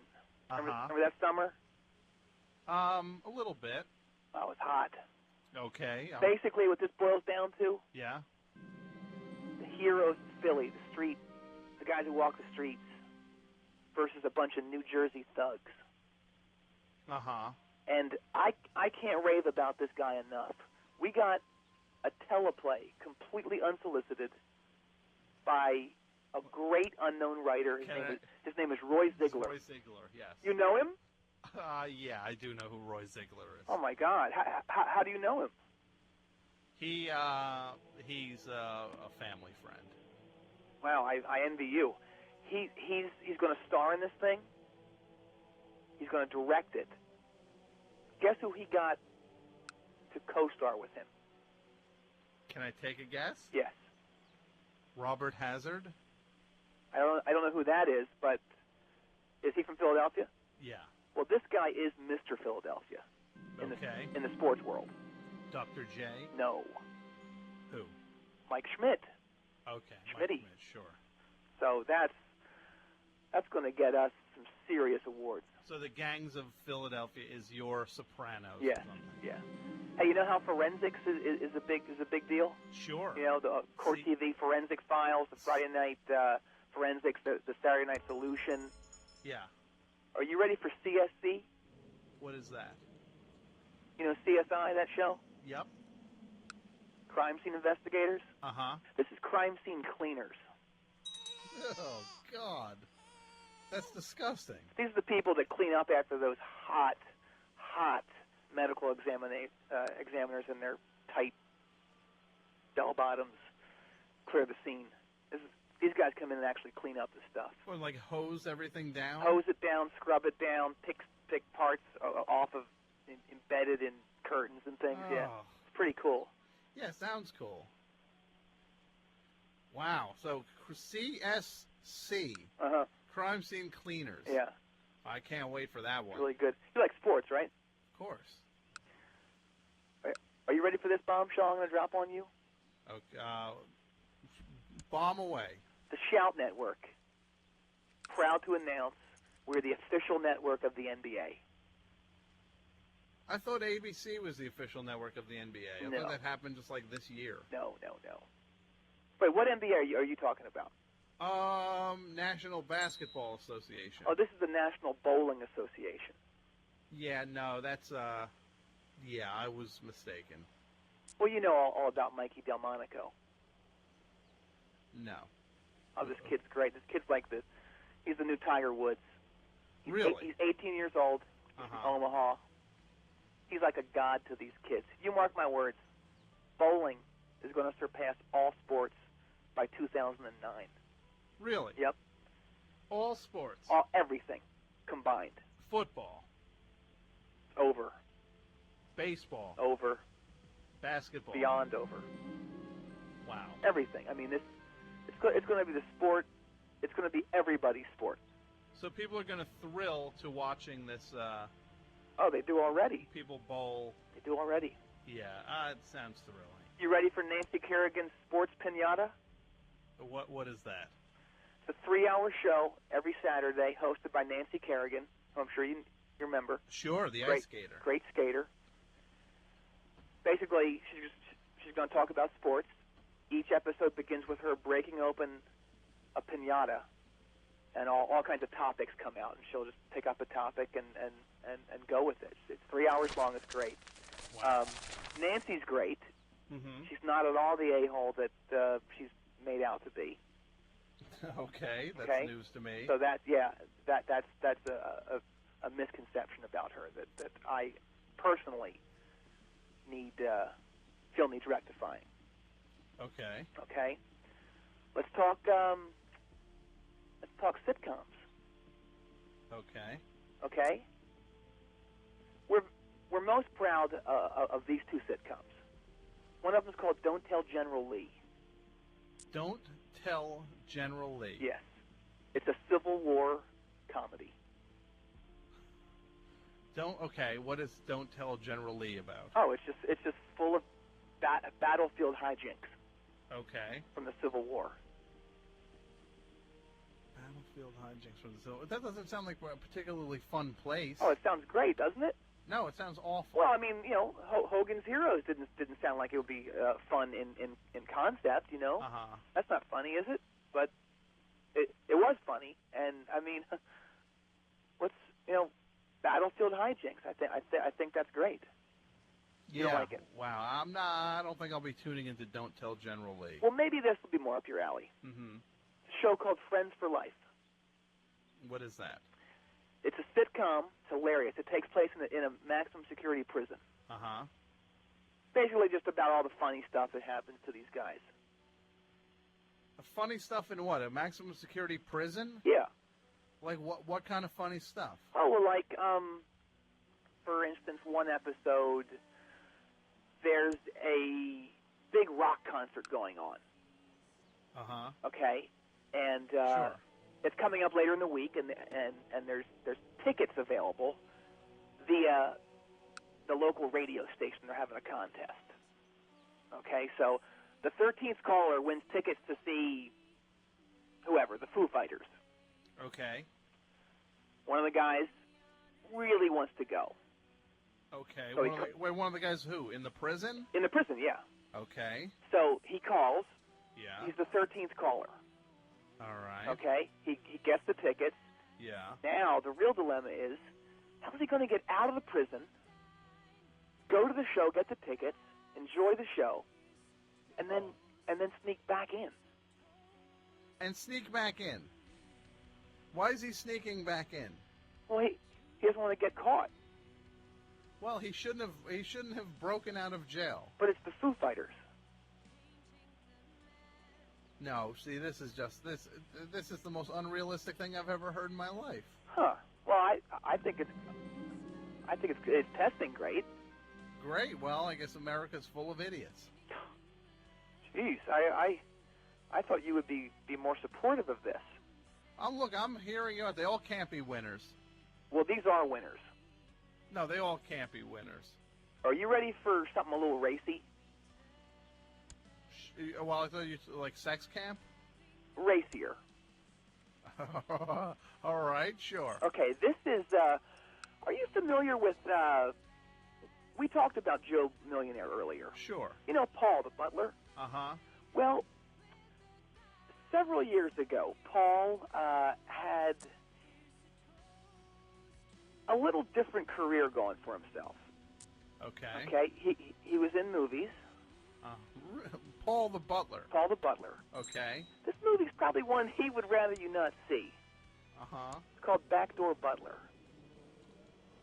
Oh, okay. Backdoor butler.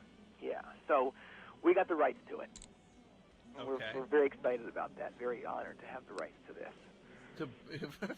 Very honored to... I can't believe anybody would say they're honored to have the rights to something called Backdoor Butler. Oh, this movie is it's good. I mean, it's it'll get you aroused, definitely.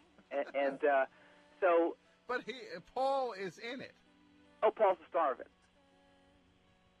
What?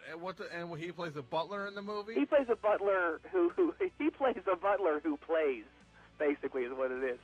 Okay. Yeah, and so that's going to be on at 10 o'clock next Thursday night. All right. When all the kids are asleep. Great. So, but no, wait. 10 o'clock? Mm-hmm. What night? Next Thursday night. Next Thursday night, yeah. And... I'm sorry. 9 o'clock. Sorry about that. 9 o'clock? Yeah. Now what?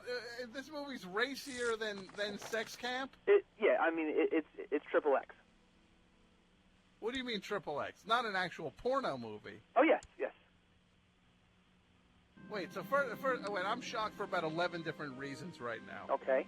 This butler did a porno movie. He did.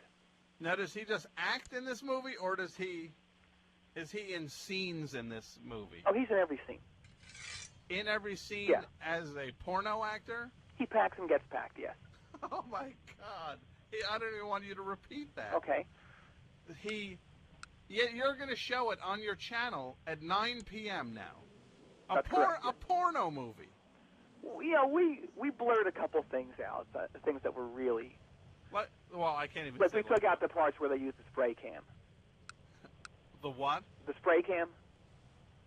All right, we're going to go very gingerly on this. Okay. What is the spray cam? Well, it is what it is what you think it is. I don't even want to know. Okay, well let's still be. Yeah, oh. I mean it's That's an image. I might even have the wrong image in my mind. You probably do. I mean it's worse than you think it is. Oh, it's worse than I think it is. Yeah. So. Okay. But the adults who are listening can watch it next Thursday and decide for themselves. Uh-huh. Okay? Great. All right. Here's something we're really excited about. Uh-huh. Maybe more than anything. I should say we're joined by Matthew Tompkins, who's an exec over at Shout Network. I'm the head of programming, yeah. Head of programming at the Shout Network, which is new to Comcast Cable in this area. He's telling us all about their new spring lineup. Why a spring lineup, by the way? Why not a fall lineup? Oh, well, spring is when things are changing. It's you're renewed. The fall is when things are dying. And we didn't want to be associated with that. We want to be associated with life, with blossoming. And what better time of year for the Shout Network to make its debut in the greatest area in the world than spring? Sounds like it might work. Oh, before I get to the big one, here's something else we're doing. We're spinning off a couple movies into TV shows. Okay. Okay. One of them is going to be mind blowing. It's Dr. T and the Women. Yeah, that's a Richard Gere movie, right? Yes, he plays a gynecologist.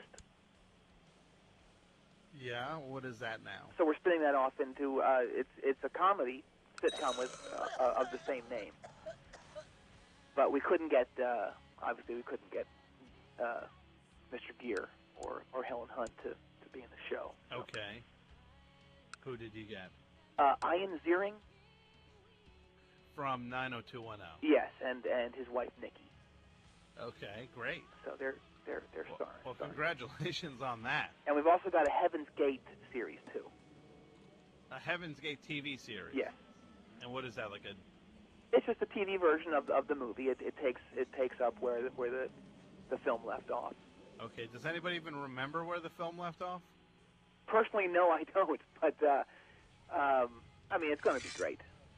Yeah. It sounds unbelievably exciting. We're trying to get Jacob Dylan to star in it. From the Wallflowers. Exactly. Yes. Wow. So that would be like an acting coup. Oh my God, yes. Yeah. Wow. Could you imagine that? Mm-hmm. If he actually starred in this thing? I think he'll do it. So here's the big one. Are you ready? We can only cross our fingers on that, right? Oh my God, I'm getting chills. Here's the big one. What's that? You know about the O'Reilly factor? Sure, it's a political show. Yeah. He's great. Uh-huh. This show it's similar in tone, but it's just gonna blow that guy out of the water. Really? Okay? It's called the Gargoyle Quotient. The Gargoyle Quotient? Yes. Now, who is Gargoyle? We found this guy, actually in your neck of the woods, a town called Newbridge. Sure. New Jersey. Uh-huh. This guy is the most outspoken guy I've ever come across. Okay. I don't think he'd mind me saying this. He's insane. He's at one time the most right-wing person you'll ever come across. Just last week, he called Reagan a traitor. Ronald Reagan. Yes, he said he was too soft on international policy. Ronald Reagan was too soft on international policy. Exactly. So he says that. Then he'll turn around and he's pro-choice. Uh-huh. So you never know what you're going to get with this guy. So this guy's just all over the map. He's all over the place. He's pro-death penalty, but he's really lobbying to get health insurance for pets. Health insurance for pets? Health insurance for pets. Wow. So this guy's going to be something else. Watch out for Gargoyle. Gargoyle. Yes. Oh, yuck. The Gargoyle Quotient. The Gargoyle Quotient. Boy, I can wait. Oh my God, he's going to blow your mind. This is one that this is the final one, okay? Sure. I have to get going after this. This is one we're hoping is going to come through. We're not sure yet, though. Okay? Okay. The Van Morrison Variety Show. The Van Morrison Variety Show. You mean Van Morrison, the crankiest man on earth? Oh, well, the way we see it and the way we're pitching it to him, he's going to tell jokes. I can tell you, don't do this. He's going to dance. Dance? You're going to have Van Morrison. Oh my God! What? Have you seen him in The Last Waltz when he's doing those leg kicks? Well, no. Now you're putting him on a show. What else? What else is he going to do on the Van Morrison? What is it called? The title. Right now we're just working with the Van Morrison Variety 2 hours. The 2 hours. Yeah. Okay. So you're going to call it the Van Morrison Variety 2 hours. Exactly. Well, that rolls off the tongue. I take back everything I said about it. Just the name alone is going to make it a hit. It's enticing. It is enticing. So yeah, he's going to come out. He's going to do like a little monologue for like 15 minutes. Of what? Just talking about showbiz, talking about what he thinks of the world. And then he'll probably tell a bunch of jokes. Uh-huh. Do a little, soft shoe or something, and then he'll introduce whoever his guests are. We're trying to get Norah Jones to do a couple duets with him. Stuff like that, Well, this sounds like I hope this show makes it, because this is the first. I thought nothing would ever top the Chevy Chase show, right? Which I liked. I know it got a bad rap. Yeah, it kind of did get a bad rap. And then the Magic Hour topped it. The Magic Johnson talk show. Oh yeah, that was good too. But I don't think any of them will compare to the. You know what? Van Morrison Variety 2 hours. I don't think so either. I think the fact that you're handing Van Morrison the keys to 2 hours of television. He deserves it. Well, I can't wait for that soft shoe. Wait till you hear the jokes. I'm just hoping the jokes don't get lost in the accent, you know? Yeah, in the thick brogue. Yeah. Yeah, or the violent temper. Well, you know, I've heard about that, but I think that's something we can control. You know, I think if I know he likes to drink a little bit, so we'll just give him as much of that as he wants. As much what? Alcohol. Why? That's the dumbest. You know, you don't give him any of it. I think it'll keep him loose, and you know, I think. Yes, he will be loose. Oh my God! Please, I am praying right now. Okay. Let the Van Morrison Variety 2 hours. We're trying. If that doesn't work, we're hoping to do something with Dylan, maybe. Yeah, that would be funny, but nothing would be funnier than what you have planned for Van Morrison. Oh, well, it's going to be good. I'll keep my fingers crossed, and I'll you know it could help. What? A write-in campaign by your listeners, like a petition. Yeah. So people can write to the Shout Network? Yes. Okay, I guess where can they get the address? Well, you can log on to shoutnetwork.org. Shoutnetwork.org. Yeah, maybe by the time they log on, there'll be some kind of online petition worked up. Okay, so that's not there now. Not yet, but it's a good idea, I think. Okay. So hopefully by tomorrow. So people, please, let's get a writing campaign going for the Van Morrison Variety 2 hours. Yes, yeah. And Matthew Tompkins, I want to thank you for coming on the show. Great to talk to you. And good luck with your spring season over at the Shout Network. Thank you so much. Now we are going to do the, we got to do a little contest. Matthew? Yes. I'm going to say goodbye to you. Goodbye to you. Good luck. Okay, bye. Bye. We have a few minutes left. We have to do the art contest now. Just a few minutes left.